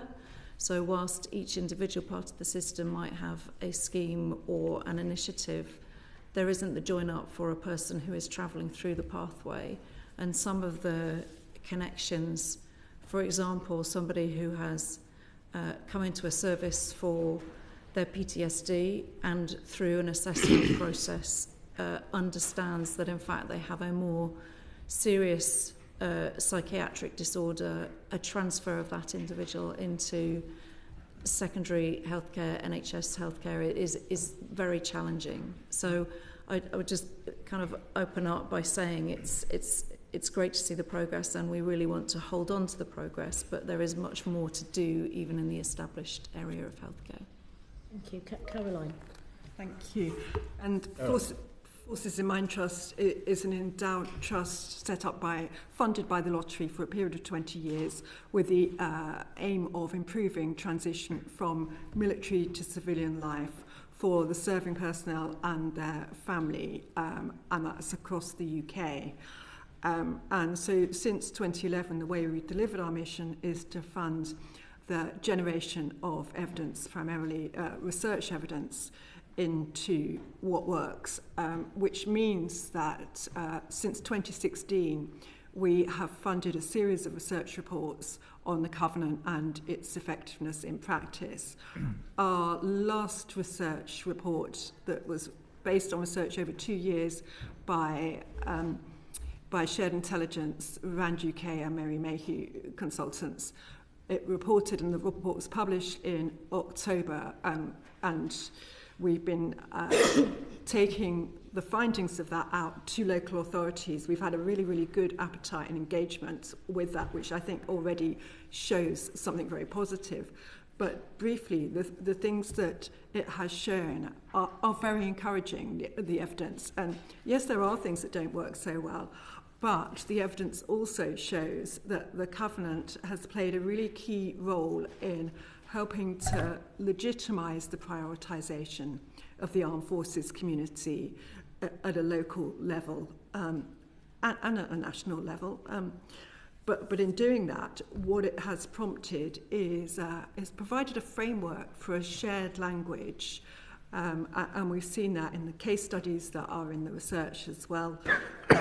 That, for example, in Cardiff, it's the Health Board that chairs the Covenant Partnership Group, and just bringing that working together across different issues is something that the Covenant has enabled. It has also really helped improve the referrals process, and it's given an impetus to the funding of dedicated roles within local authorities, or where there aren't full-time roles, people have had it as part of their job, and where there's been buy-in at a leadership level and council leaders are the armed forces champion, then it's made a real difference throughout the authority. And so in a whole range of ways, the Covenant, and particularly the introduction of the legal duty of due regard previously, pushed it up the agenda. And so however much we debate the value of the term due regard, just having public authorities knowing that duty exists has already improved policy and practice. So I think I'd stop there. That's helpful, thank you. Okay. Andy. So Royal Star and Garter is a social care provider, one of the major providers of care homes and other social care services to the veteran community. So the very simple answer to your question is social care has been excluded from the Covenant up till now. So, but to open up the question slightly, and we are delighted to see it potentially on the list for expansion. It's already been mentioned, some of the accreditation schemes and programs that have run in health, our closest allied area, have been incredibly positive. They've driven on variation in practice, they've pushed areas of work around integration. And those are all very important areas that we would see naturally fall into social care as well. At the moment, there are artificial boundaries. If we are looking to move an individual from a GP to a hospital and then potentially to a social care service, there is a gap and a divide. And even the same commissioning body, a local authority or an ICB, may say and have said, we can only take it this far in terms of the veteran status. And to pick up on some of what Caroline was saying, we have wonderful examples where people have gone through that, where the teams, healthcare teams or council, armed forces networks have picked up the individual, ignored the artificial boundary and said, of course, we've just had a gentleman move into one of our homes who was in a hospital in Milton Keynes, had been bouncing in and out of that hospital for several years, and it took an individual, really inspired individual, to join the dots up and give us a call to say, can you help? To which, of course, the answer was yes. But there was no natural pathway. So we are very hopeful that this change will put that pathway formally in place. Thank you. Chair. Sarah. Thank you, Chair. I want to ask a bit more about, and we've discussed it before, about how well the Covenant is understood amongst the forces community. Do you think it's a sort of equal application of everyone not sort of understanding, or do you think there are pockets that do understand it a little bit better and not? And in which case, which ones are those, do you think? I would base some of my answer on our recently published research on transition and how it's working in practice by Kinetic. And it's clear that there isn't as much awareness, knowledge and understanding at an early stage in service as we would like there to be, and that there is more work to be done there. Yeah, I was thinking there's a national transition event that they know that Mission can support, and that's next Monday, actually, 2nd of March at Silverstone, which is in my constituency, which I'll be at. And I know there's a big focus on trying to help, and I know, Al, you were there last year. But so that's where I feel that there's greater knowledge, but as you said, it feels like early stage, perhaps not. So, yeah. I'd also add that when it comes to families' awareness and understanding of the covenant and no disadvantage, and the effect that has on transition, then it is difficult, and as colleagues from the federations were saying, getting that engagement is difficult. And so at the moment we're working with an organisation called Thinks Insight, and we're funding a project on behavioural insight sort of change on different ways of communicating and engaging family members in understanding transition in as holistic a way as possible, which means also understanding the covenant too. And I think a lot does come down to communication, rather than it all being dependent on the individual to go and find out. But also, I think it's part of the wider life skills piece, and the level of sort of education, awareness and understanding that happens when you're joining as well as throughout service and when you're leaving. Ian. Yeah. Thanks. Andy, expanding on what you said around the social care aspect of it, what real challenges do the armed forces community face in accessing social care? And what do you think the Covenant new perspective on that, how that will help the situation? So there's a couple of elements of that. The key one is good social care is person-centred. It understands the individual it is trying to support. Social care is rarely trying to fix a clinical issue we might well have, as we do high-quality nursing care where we're looking after long-term conditions. But if you do not understand the individual, you cannot provide good quality social care. We see this particularly in dementia, which is focusing on older age, generally older age residents. For good quality care plans to be put together, you need to understand that individual has served, the type of service they might have had. We have people in our homes who've done the whole journey. We've had people who've done national service and were very pleased to leave. Somewhere in there is that spectrum, and we have to be able to tailor that care. You can't deliver particularly high quality dementia care without knowing that. We had a wonderful example the other day that there was an individual living with dementia in one of the homes that we've recently accredited through our veteran friendly framework, who the local staff couldn't understand why he had to carry cutlery with him all the time. He was a Navy veteran. He was living in a moment where he thought he was about to be deployed, and he would get very agitated if the cutlery was taken away from him. That has adapted that care plan. You would not know that was the case unless particularly you'd been asked on admission to the care home, did you serve, did your loved one serve? There is a very basic side of this, which is just if we don't know, if we don't ask and we don't know, we can't adapt the care that we provide. The other is about advantage, so making sure that the wider range of services, you heard from RBL earlier, how does a local RBL group wrap around its care home to make sure it's supporting its veterans? How do the health services, with so many excellent opportunities to engage, know that they have someone to engage with? It shouldn't be, as we hear sadly all too often, if only I'd known that my veteran father or mother or brother or daughter could have been involved in this, then it would have been better for them, and regret that comes from that. So a lot of this is also additive. I think I read somewhere that 46% of your clients have got dementia. Ours, yes. Yeah, and accessing that dementia care from social services will most probably contact you to say, have you got a position, have you got a void that someone can take?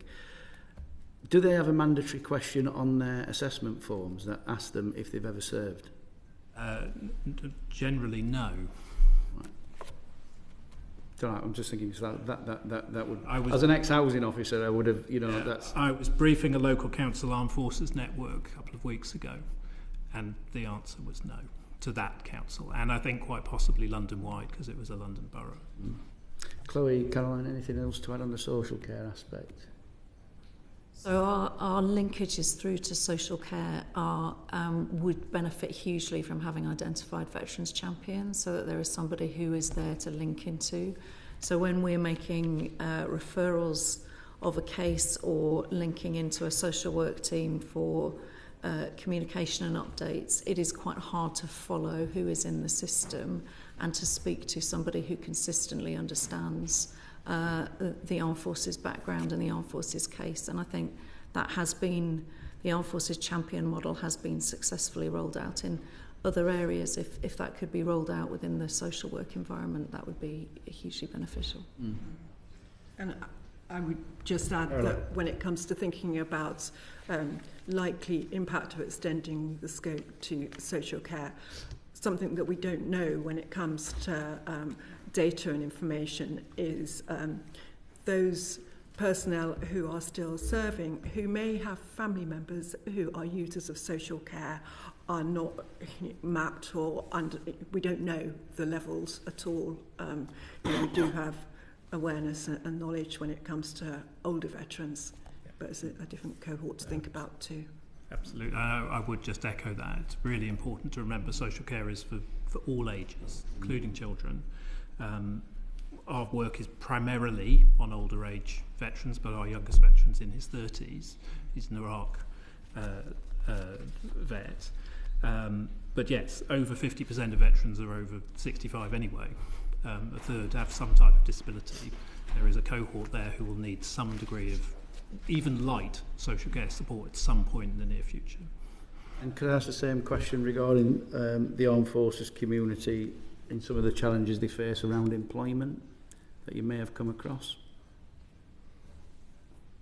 I think I'll start by saying that using the evidence that Forces in Mind Trust has funded, that particularly when it comes to families and extending the scope to employment, we know at the moment that frequent relocations mean that it's difficult to maintain a consistent employment record, and that lack of employer understanding of that is an issue for families' careers. It would be brilliant if, as a consequence of the covenant, when it comes to employers' sort of screening of CVs, there is some awareness and understanding of the unique impact of service. That means people aren't screened out immediately because they happen to be part of a service family. When it comes to other elements of employment, then underemployment of certain groups of people who've served, including female veterans, people from ethnic minorities, disabled and older veterans. There is evidence, again through the research I mentioned earlier, on transition and experience of that at the moment, that people are transitioning into employment but not at a level that really uses their skills as much as possible. And so knowing that already what the covenant duty of due regard did when it was introduced, for the 3 areas it was introduced in, was to increase awareness, understanding of the unique impact, then I sort of want to be optimistic about employment as well and the potential lever that a covenant extension could be. Could I just give you a golden moment now? And is there any other policy areas that you think the Select Committee should be aware of that could be improved, or you'd like to see in there? The Forces in Mind Trust position is that we're really happy with the breadth of the extension, and rather than thinking only about the specific issues, because I think it is quite comprehensive. I know RBL talked about some additional areas. I think it is reasonably comprehensive, and we're content with that. I think one of the golden opportunities is the extension to central government departments and to the devolved assemblies, and the way that it is adopted, communicated, and, dare I say, resourced as well, will be key. And I think that the capacity of MOD at a time when they are under pressure to be able to do the communicating and engagement, along with all of us, everyone working in the sector has got that sort of desire to do all we can across all of those areas. And I don't want to be pessimistic about that either, because there is already so much good work going on in a lot of different government departments. My colleague Isabel behind me and I have a meeting with Ministry of Justice on Thursday, and we know that the work in the whole justice system actually has been very positive, and there is a lot of goodwill and a lot of hard work on identifying veterans in the criminal justice system that's happened even before we have the duty extended to central government, and could give lots of other examples that apply to other departments. If I may, I think I agree with Caroline. I think that the breadth is positive to see. We were obviously very pleased to see social care move to come in, even as health and social care. If that mirrors the name of the department, then so be it. But social care is commissioned, operated, run in a different way, and it is not the NHS, and there is something that we need to make. It's a very disparate, less top-down, very multifaceted sector. It's got a 1.5+ million staff in its own right as a sector, but most of those are 20 people operating a small service. So it's a very different beast that we are dealing with. I think the key, which I think is really important, is the broader breadth of the organisations this is going to cover.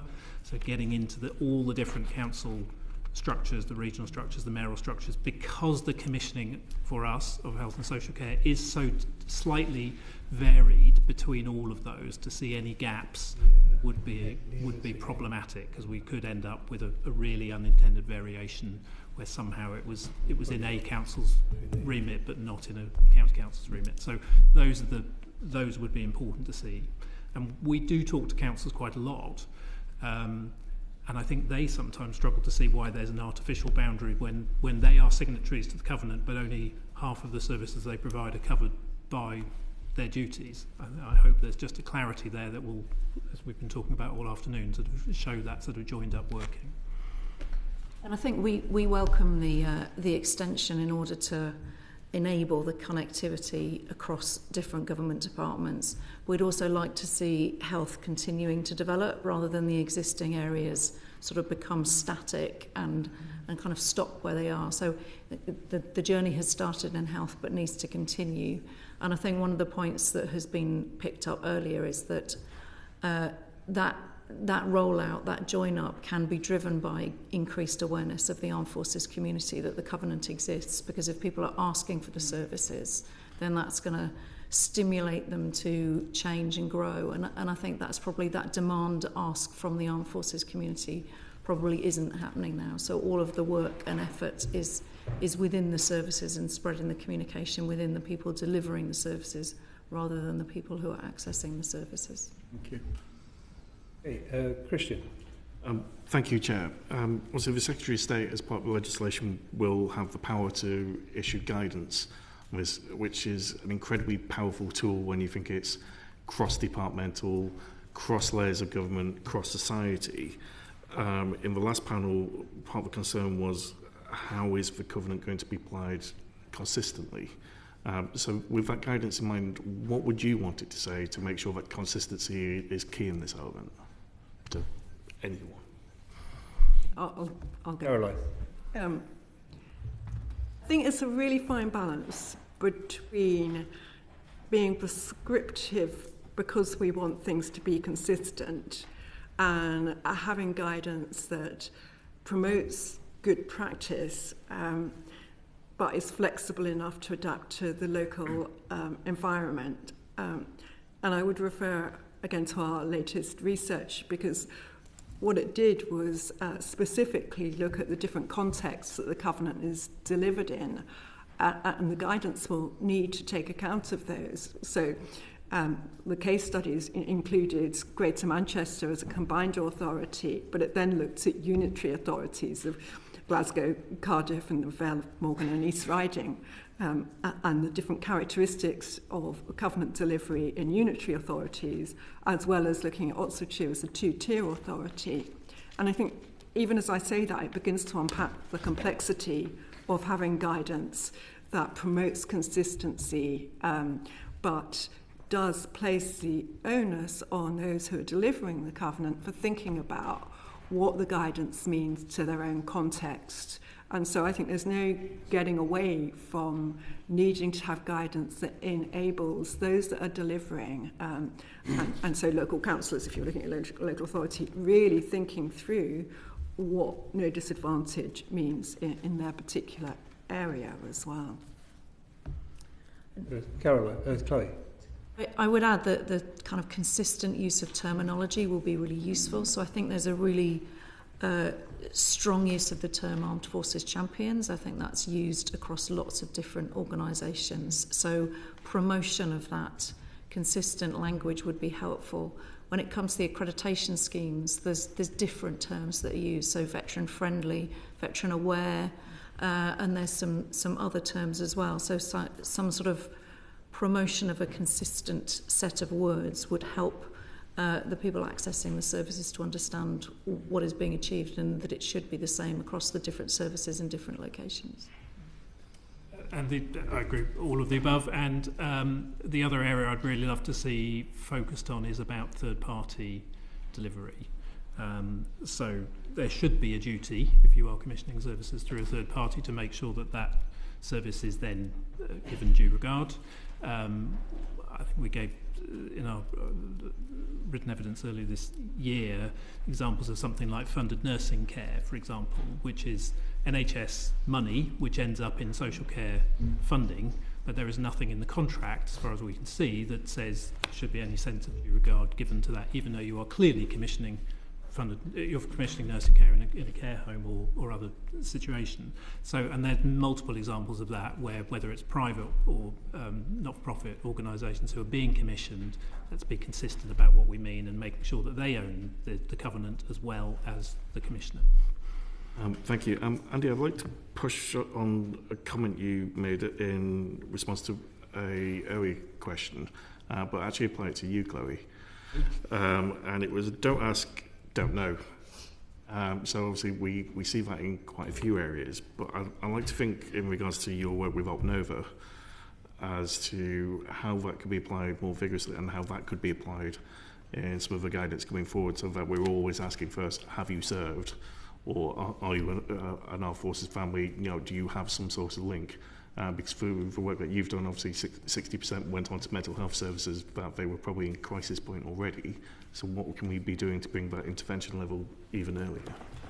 And I think asking the question across all of these services, asking the question, have you served, is very, very powerful, because and people that do that well can now ask it very well. So I think the universal credit system has the question embedded in it, have you served, and it's asked in a very neutral way around your employment experience, and I think that will encourage people to answer it. And as that becomes the norm through services, I think the Armed Forces veterans will be more willing to answer it because they understand why it is being asked, and they understand that it's being asked in order to tailor the services to their need, not to put it into some other database that might exist. So the have you served question is very powerful and a really important factor across all services. To feed into that response, obviously I think it was 22% of personnel were responding that we knew quite a lot about the covenant. What more can we be doing, either as parliamentarians, as a department, through all civil society, to make sure that people understand that if they are being asked that question, there's a particular reason for it, and it is actually trying to be helpful.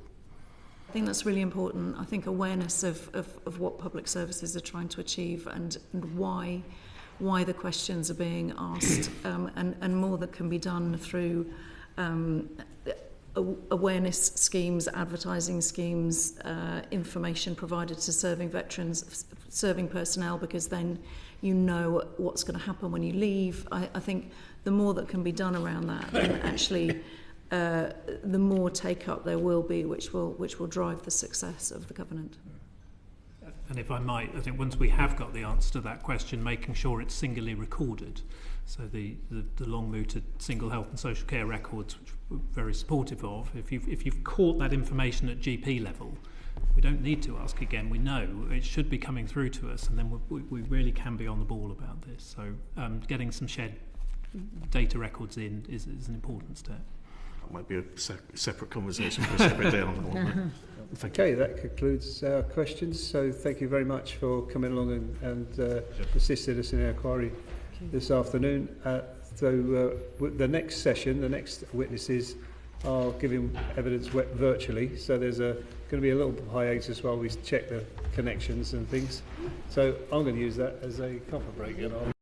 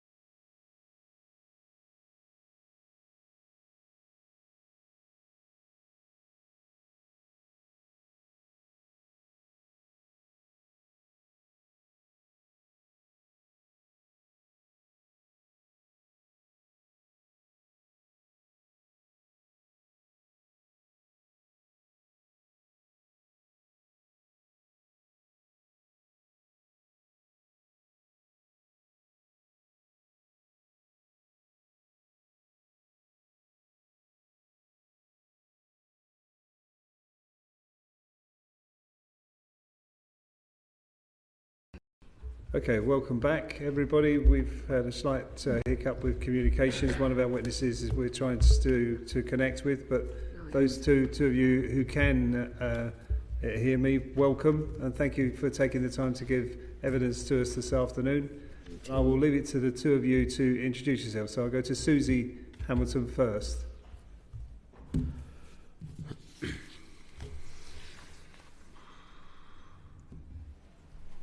Oh, right. Oh no. We have another communication problem. Goodness me. Oh, she's on mute. Is she?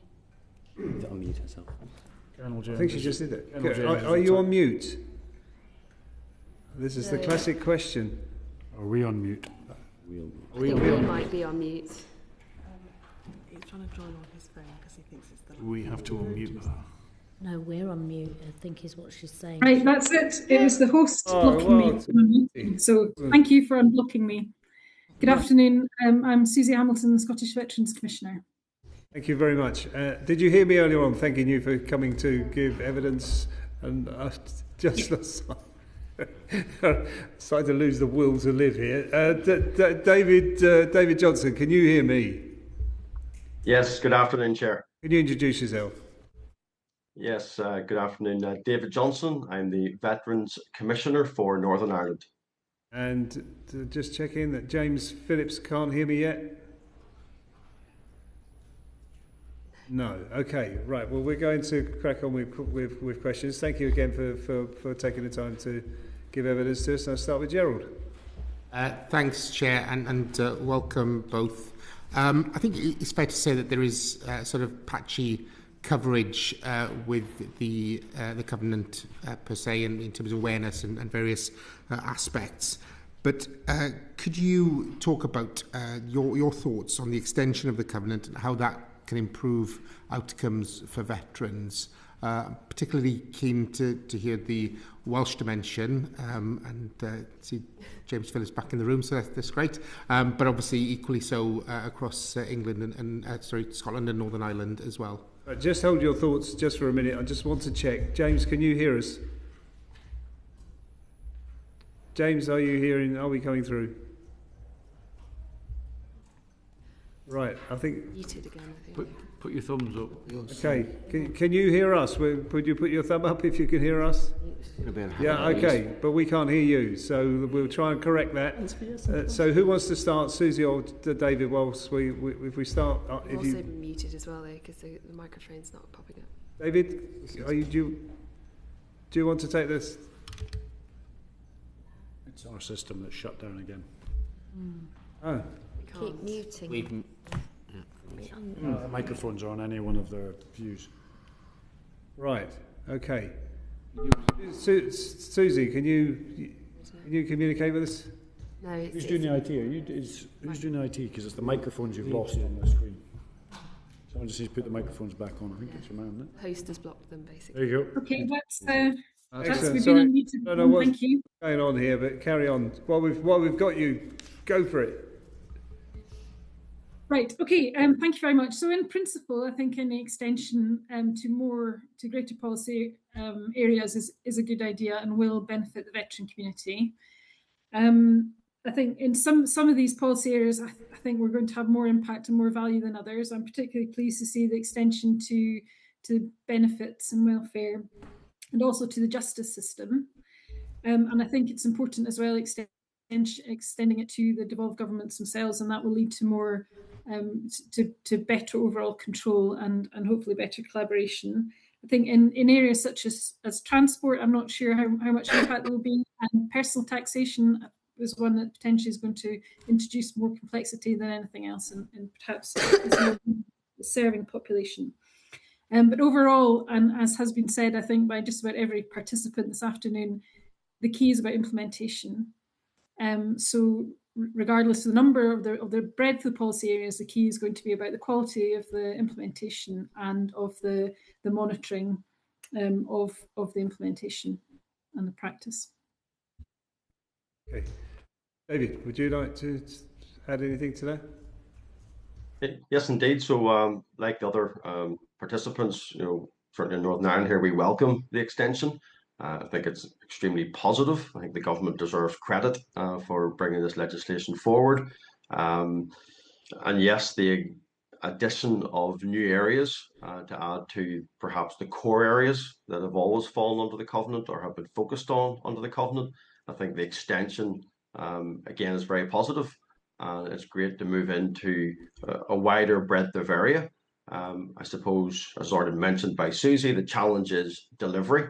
And I suppose it's better to deliver very well on key areas than perhaps not deliver well on a whole range of areas. So I suppose it's getting that balance, but overall very welcome. And the wider that we can extend, the covenant, the wider that the duty extends, I think it lets veterans feel that the promise, the pledge of the covenant is being delivered. So I'm all for extending it as far as possible, as long as we don't hype it to a point and then create frustration. So the expectation levels of delivery, I think, are important. Okay, and James? We've muted him again. Right. Oh. Can you hear me now? Yes. Can you unmute yourself? Yes. Right, yes, brilliant. Yeah. Nice to join you. Yeah, no, I reiterate what the other commissioners have said. I mean, it's very welcome to broaden the remit, and I congratulate the government as well in pushing to achieve that. I think in many areas, as Susie said, assist in terms of preventing inadvertent disadvantage through people being more aware of the sacrifice and problems of service and what those impacts can have in terms of the armed forces community, but particularly after service for veterans. But I think, as we've seen from those key areas already, which have been subject to due regard, health, education, to housing, the awareness is great. Goodwill is nearly always there, particularly in Wales in terms of implementation. But without the resources or the system and services themselves working well, such as health and housing, having adequate supply, then the covenant can have an impact. Gerald. Could you perhaps talk about the particular challenges that veterans face in each of the devolved nations, specific to obviously each of the nations individually? Who'd like to go first? Shall I select one of you because you're not in the room with one another? David, would you like to go first? Yeah, that's a great choice, Chair. I can keep you for about an hour and a half on this one. But yeah, within Northern Ireland, we obviously, as everyone will know, have some what I call unique challenges. I think sometimes the challenges are overplayed. I think as we've moved on from the conflict, we're now almost 30 years. I think all too often, when it comes to matters of the Covenant and Northern Ireland, there has been for too long and too often an easy option, perhaps for Westminster, just to say, well, that's Northern Ireland, that's different, that's a poison chalice, we're not going to touch that. Thankfully, that mindset is changing, and I'm glad to be positive with the committee today to say that, and certainly in the last 12 months, and I've come into this post and understood the challenges, we've made some real significant progress. So it's different in that the devolved assembly in Northern Ireland isn't the same as Wales and Scotland. It has the extra layer of complication because of the Troubles. But just in November, Chair, through the Chair to the questioner, the Stormont Assembly voted to adopt the Armed Forces Covenant. And with that, departments are now instructed to have an Armed Forces Liaison Officer. And that has led to real tangible delivery to veterans in some of the key areas of health, housing, education. So the challenges are there, they're obvious, but we are seeking to get over those hurdles. They're not insurmountable. We want to move towards normalisation. We want veterans in Northern Ireland to feel that they are equal with veterans throughout the rest of GB. And I think we are moving in a positive direction on that. James, do you have... Yeah, thank you. I mean, I think that the challenges in Wales are shared challenges with the wider population. It's social and economic challenges, cost of living, and as I spoke about earlier, particularly in the areas of health and housing, where supply of affordable housing is difficult, and a health service which is facing long waiting lists, particularly for those issues which affect the veteran population, which is particularly musculoskeletal, orthopaedic, and mental health. I mean, mental health does have its own pathway, but particularly in the orthopaedic side, we're seeing sort of waiting lists of up to 2 years for knee replacements and hip replacements, and that musculoskeletal degradation is something which a lot of veterans suffer. And so you have veterans who are relatively young, sort of 50s, in their 50s, who really need joints replacing, but not able to contribute to society economically, or are suffering mental and physical health because of the injuries that they've sustained through service, but cannot get rectified through the National Health Service in Wales without waiting for 18 months or 2 years for that surgery. Susie, can you unmute yourself? Well, I'm told that the... Okay, thank you. I don't know, it keeps stopping me from unmuting. Apologies. Yes. There's a glitch in the system, clearly. But carry on. Gone again. No, gone again. That little icon is there.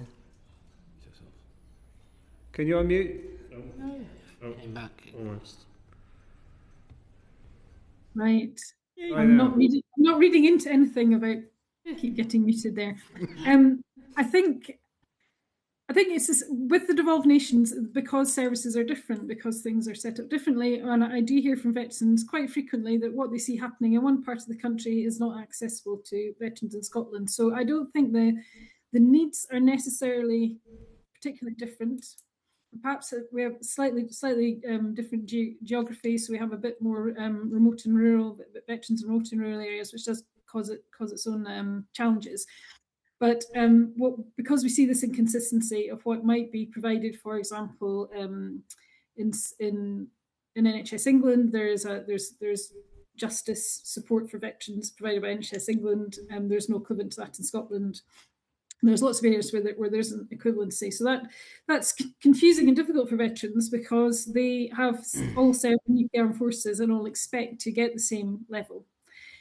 And sometimes it's to their advantage what is provided in Scotland, and sometimes they may see it as a disadvantage. So, but it's very confusing because there are different services. So, anything that can be done to level out those inconsistencies will definitely be very helpful. And I think that's where expanding the covenant duty to these other areas can only be helpful, because that means that service providers, policymakers will at least have to look at what is being provided and seeing if there's any disadvantage being inferred. Thank you. Thank you. Question from me now. I'm Pam Cox, member of the committee. You've half answered it, but we've been talking about consistencies and inconsistencies. I wonder, do you three meet regularly? Do you swap tales of consistencies and inconsistencies, and are they logged somewhere in a handy table that we might look at? We do. Sorry, Will. We do meet. We were due to meet this afternoon, actually, but we postponed it because we would rather listen to this committee earlier. So I don't think we compile a log. We don't hold that data as commissioners, to my knowledge, no. But I think as individuals, we probably, as individual commissioners, have a good understanding of where these inconsistencies occur. I think it would be really helpful, certainly to me as a committee member, if we had a better understanding of what those inconsistencies are between the groups you're representing. But I guess, and the bigger question is, how do you think that the Covenant will work to eliminate inconsistencies or eradicate as far as possible? Don't mind. Susie, do you want to come back on that? Yes, I mean it has a limit. It will have a limited effect. It's about it's about process and policy. It's not about outcomes. And I certainly, when I'm looking at veterans issues, I'm usually looking at outcomes. And there are some of the inconsistencies are because, for example, England has a probation service, whereas in Scotland has 32 different justice social work services. So there are structural differences that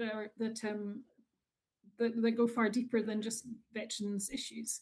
But I think the fact that there will be a requirement to at least consider the impact on the armed forces and veteran community in policy should at least start consideration. It's certainly, I don't think it's going to mean that there will be a definite change in outcomes. James. Yeah, thank you. And I think difference is inherent in devolution, and that's what people voted for.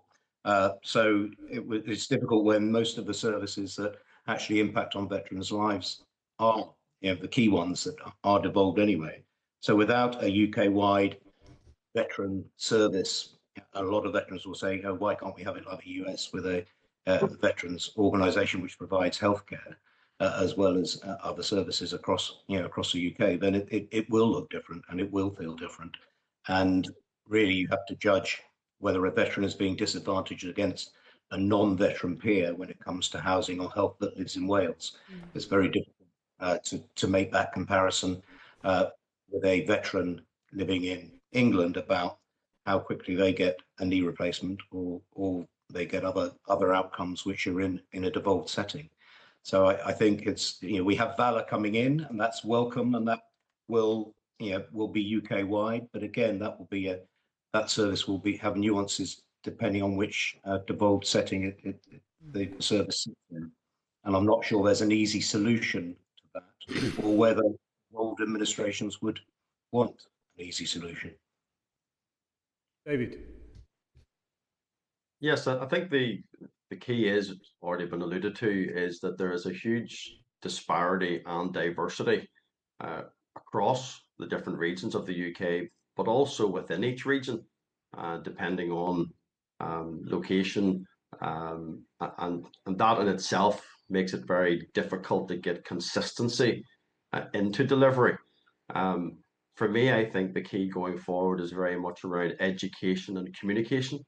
So education in terms of educating the local governments, in our case, the local councils, exactly what the Covenant duty is and their responsibility to it. There's also a need to educate the armed forces community and veterans so that their expectation is not too high.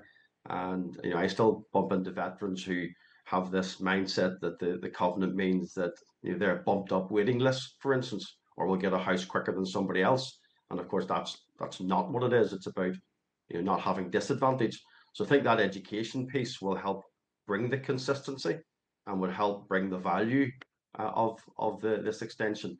And then on top of all of that is simply communication. I think one of the real benefits of this bill is putting this topic in the public discussion. It's in the newspapers. It's been talked about at various events because it's put it front and center, and that in itself brings value because again it highlights and spotlights this pledge, this promise that exists between those that serve and society and the government. So I think it's highlighted initially and over time then delivering. Thank you. Hey, Mike. Thanks, Chair. And thanks for delaying your regular meeting to be with us here this afternoon. It's much appreciated. So it's the same question as all of you. It's about each of your respective devolved administrations. The new covenant, as laid out in this bill, when it becomes law, will lay, it's expanded in scope and there are extra duties there. How ready are your devolved administrations to cope with that extra scope that will come into force with this new bill? I'll come to you first, James. Yeah. Okay. Thank you. I mean, there's a huge obstacle between where we sit now and the implementation of the bill as an act in terms of the Senate elections, and so I think there is, with the current administration and with officials who will provide that continuity, there is an awareness and understanding and planning for the widening of due regard and the fact that Welsh Government itself will become subject to the bill or the act. But obviously we have that great hiatus of the election in between, and then setting up a new government, a new administration, and to see whether they will have a veterans lead and an armed forces portfolio, and how they will take that forward. But I have engaged with the current administration, and I had latest meeting this week with officials who sit in the Armed Forces branch, who are working closely with Whitehall, the Office of Veterans Affairs and the MOD in terms of what the bill will mean for Wales. But again, we wait and see what the government will look like and how it will take that forward. I mean, irrespective of the government, you think at civil service level in Wales, you're confident? In Welsh Government itself, yes. And then, of course, in the local authorities, we're fortunate we have the Armed Forces Covenant Liaison officers that sit in clusters with local authorities that are charged to deliver the covenant understanding and training. And so they've been working hard at the local level to ensure that awareness is there. And my engagement with the Armed Forces branch of Welsh Government and the officials there, I'm confident they can take it forward. Thank you. David. Yes, so surprisingly, I think the devolved Assembly of Stormont is in a really good place to provide delivery and to also deliver on the extension. Part of that is circumstances in that the ministers who hold the most relevant departments to the armed forces and veterans happen to be unionist and therefore are very keen to see the extension and the Armed Forces Covenant delivered. And I can point tangibly to the committee that just last Thursday we had 120 veterans in the room, and Minister Gordon Lyons of the Department for Communities was the guest speaker. And at that, he announced a special telephone text service for armed forces and the veteran community to contact his department around areas of employment, health and benefits. So that's a very tangible, a very welcome, a very positive development. Of course, there still is those within the community of Northern Ireland who have a challenge with the armed forces, given the conflict, and who would not want to see the Armed Forces Covenant extended. However, I do think with the passage of time, there is the realisation that to demand and continue to want a section of community in Northern Ireland to not be treated equally, to be disadvantaged just because they wear a uniform, is not a defendable position to be in 2026. And I often say to, when I do meet nationalists and we have this conversation, it is unacceptable in 2026. Any political party has a policy that wants to disadvantage any member of our society, but particularly members of the armed forces community. So I'm pleased to say that I'm very heartened, and I think Stormont will move forward at pace where it can to deliver the extension. And certainly of our 11 councils, 6 of those have adopted the covenant as well. So hopefully we will move forward positively within our society. Susie. As commissioners, we've had an update meeting with the MOD Covenant team, and it was pleasing to hear that they've been engaging with officials in the Scottish Government in departments outside the Veterans Unit, so some of the affected departments. So some of that work is happening. Again, we'll have an election, so we will have some disruption in terms of government. When it comes to other bodies, particularly local authorities and bodies such as Social Security Scotland, because the guidance hasn't been issued yet, I'm not sure how high the awareness is at the moment. And I think, considering that this duty will start in 2027, and will, people needing to plan budgets for the 2027-28 budgets, I'm not wholly convinced that activity is happening at the moment. So I think it's probably a real necessity to get lots of engagement and to get the guidance out as quickly as possible to make sure that can happen in a timely way. Really helpful, thank you. Okay, Minister. I'd like to thank you all very much for your support for veterans all over the country. Really appreciate all of your hard work, and I've spoken to the sort of representative ministers within your devolved administration. I suppose it's focused to you, David. Do you foresee sort of difficulties applying the covenant duty in Northern Ireland, given the political and the security context?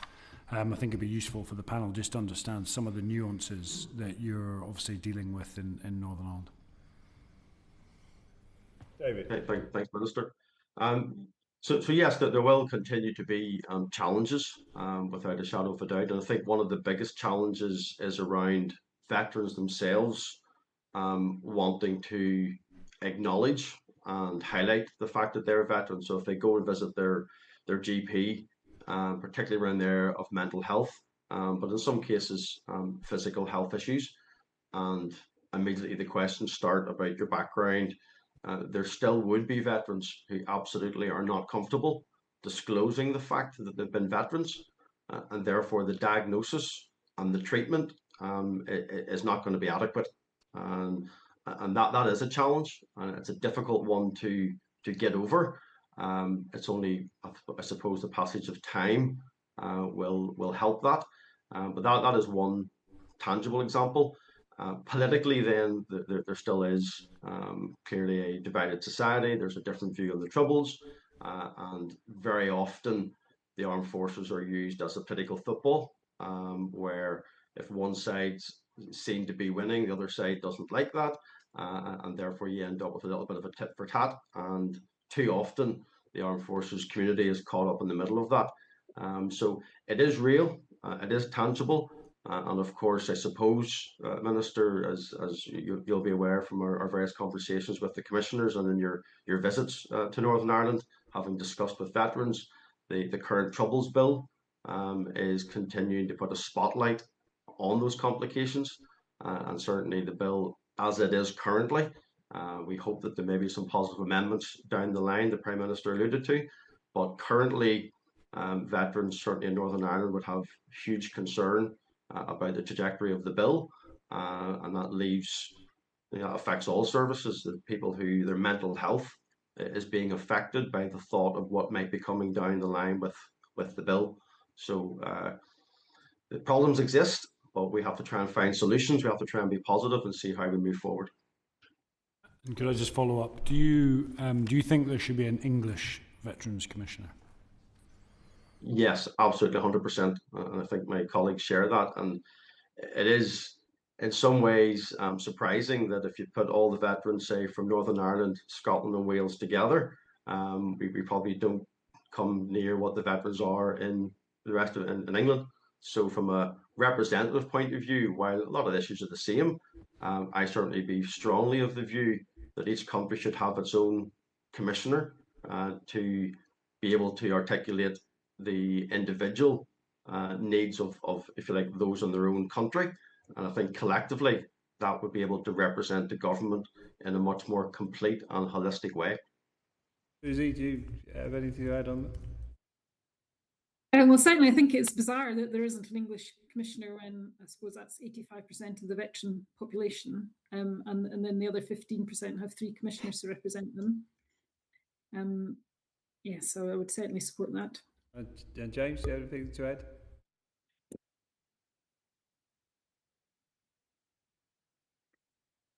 Muted, I think. There. We can hear you. Oh, yeah, great.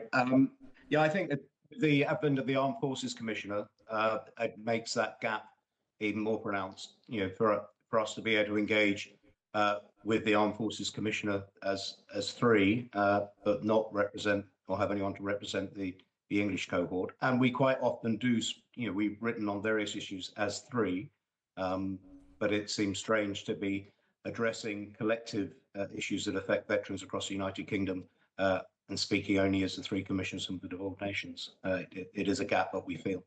Okay.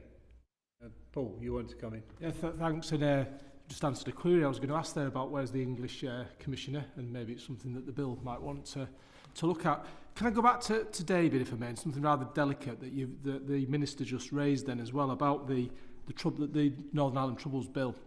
And we mention always, don't we, that the whole purpose of the covenant is to prevent disadvantage to a veteran. And don't we run the risk here that there's going to be conflicting legislation, because veterans in Northern Ireland are going to state that they're being disadvantaged potentially by the Northern Ireland Troubles Bill through the courts. And, is this, and this is a real challenge for us, isn't it? Who'd like to go first? David? Yes, okay. Look, absolutely, I agree with that line of thought. It is a challenge, and again, it's one that obviously takes up a lot of my time, but indeed it takes up time for my fellow commissioners, because the whole Troubles Bill affects not just veterans who live in Northern Ireland, but of course many who came from the rest of GB, nearly 300,000 to serve in Northern Ireland. So there definitely is a feeling among some veterans that there is a disadvantage in the Troubles Bill, and yet the Armed Forces Covenant is designed to ensure that there is no disadvantage, and particularly, and I suppose poignantly, when you consider how again terrorists have been treated in the past, and that was the past, and there were special circumstances, but still veterans do feel very strongly that they're not been treated fairly, that they've been treated disadvantaged, and that they are going to be exposed to what they would deem to be endless years of lawfare at an incredible cost to the taxpayer, but also to society, as we simply pick over the scab of the Troubles, and veterans are not allowed in their old age to move on into retirement.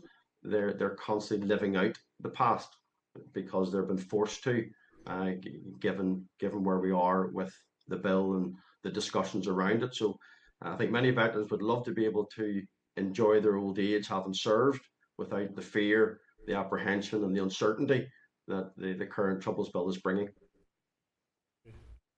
Any James or Susie have anything to add? Yeah, James? Yeah, I mean, I think that I certainly hear from veterans that there's a focus on the strategic reserve. There's a linkage to those who have served and asking them perhaps to step forward again on one bill that's going through Parliament, and then with the Northern Ireland and Troubles legacy bill, veterans perceive that they're being thrown under a bus, and there is there's great variance there between those two policies, and the requirement to draw on the loyalties and service of veterans on one hand, and yet discount it on the other. Susie? Yes, and I think the covenant really focuses on fairness. It's not about special treatment, it's about fair treatment. And there's a risk that the Northern Ireland Troubles Bill, as it currently is not bringing in fair treatment for veterans. Okay. Right, I think that concludes our questions. I've just got one last question. What's the backdrop to your screen, Susie? We're all Sassenachs here, we don't know. It's the Bass Rock, because I'm speaking from lovely East Lothian. Okay, well, it's a very beautiful bit of scenery. To say that. Thank you all for coming to give evidence this afternoon. We've really appreciated it. Thank you. Order, order.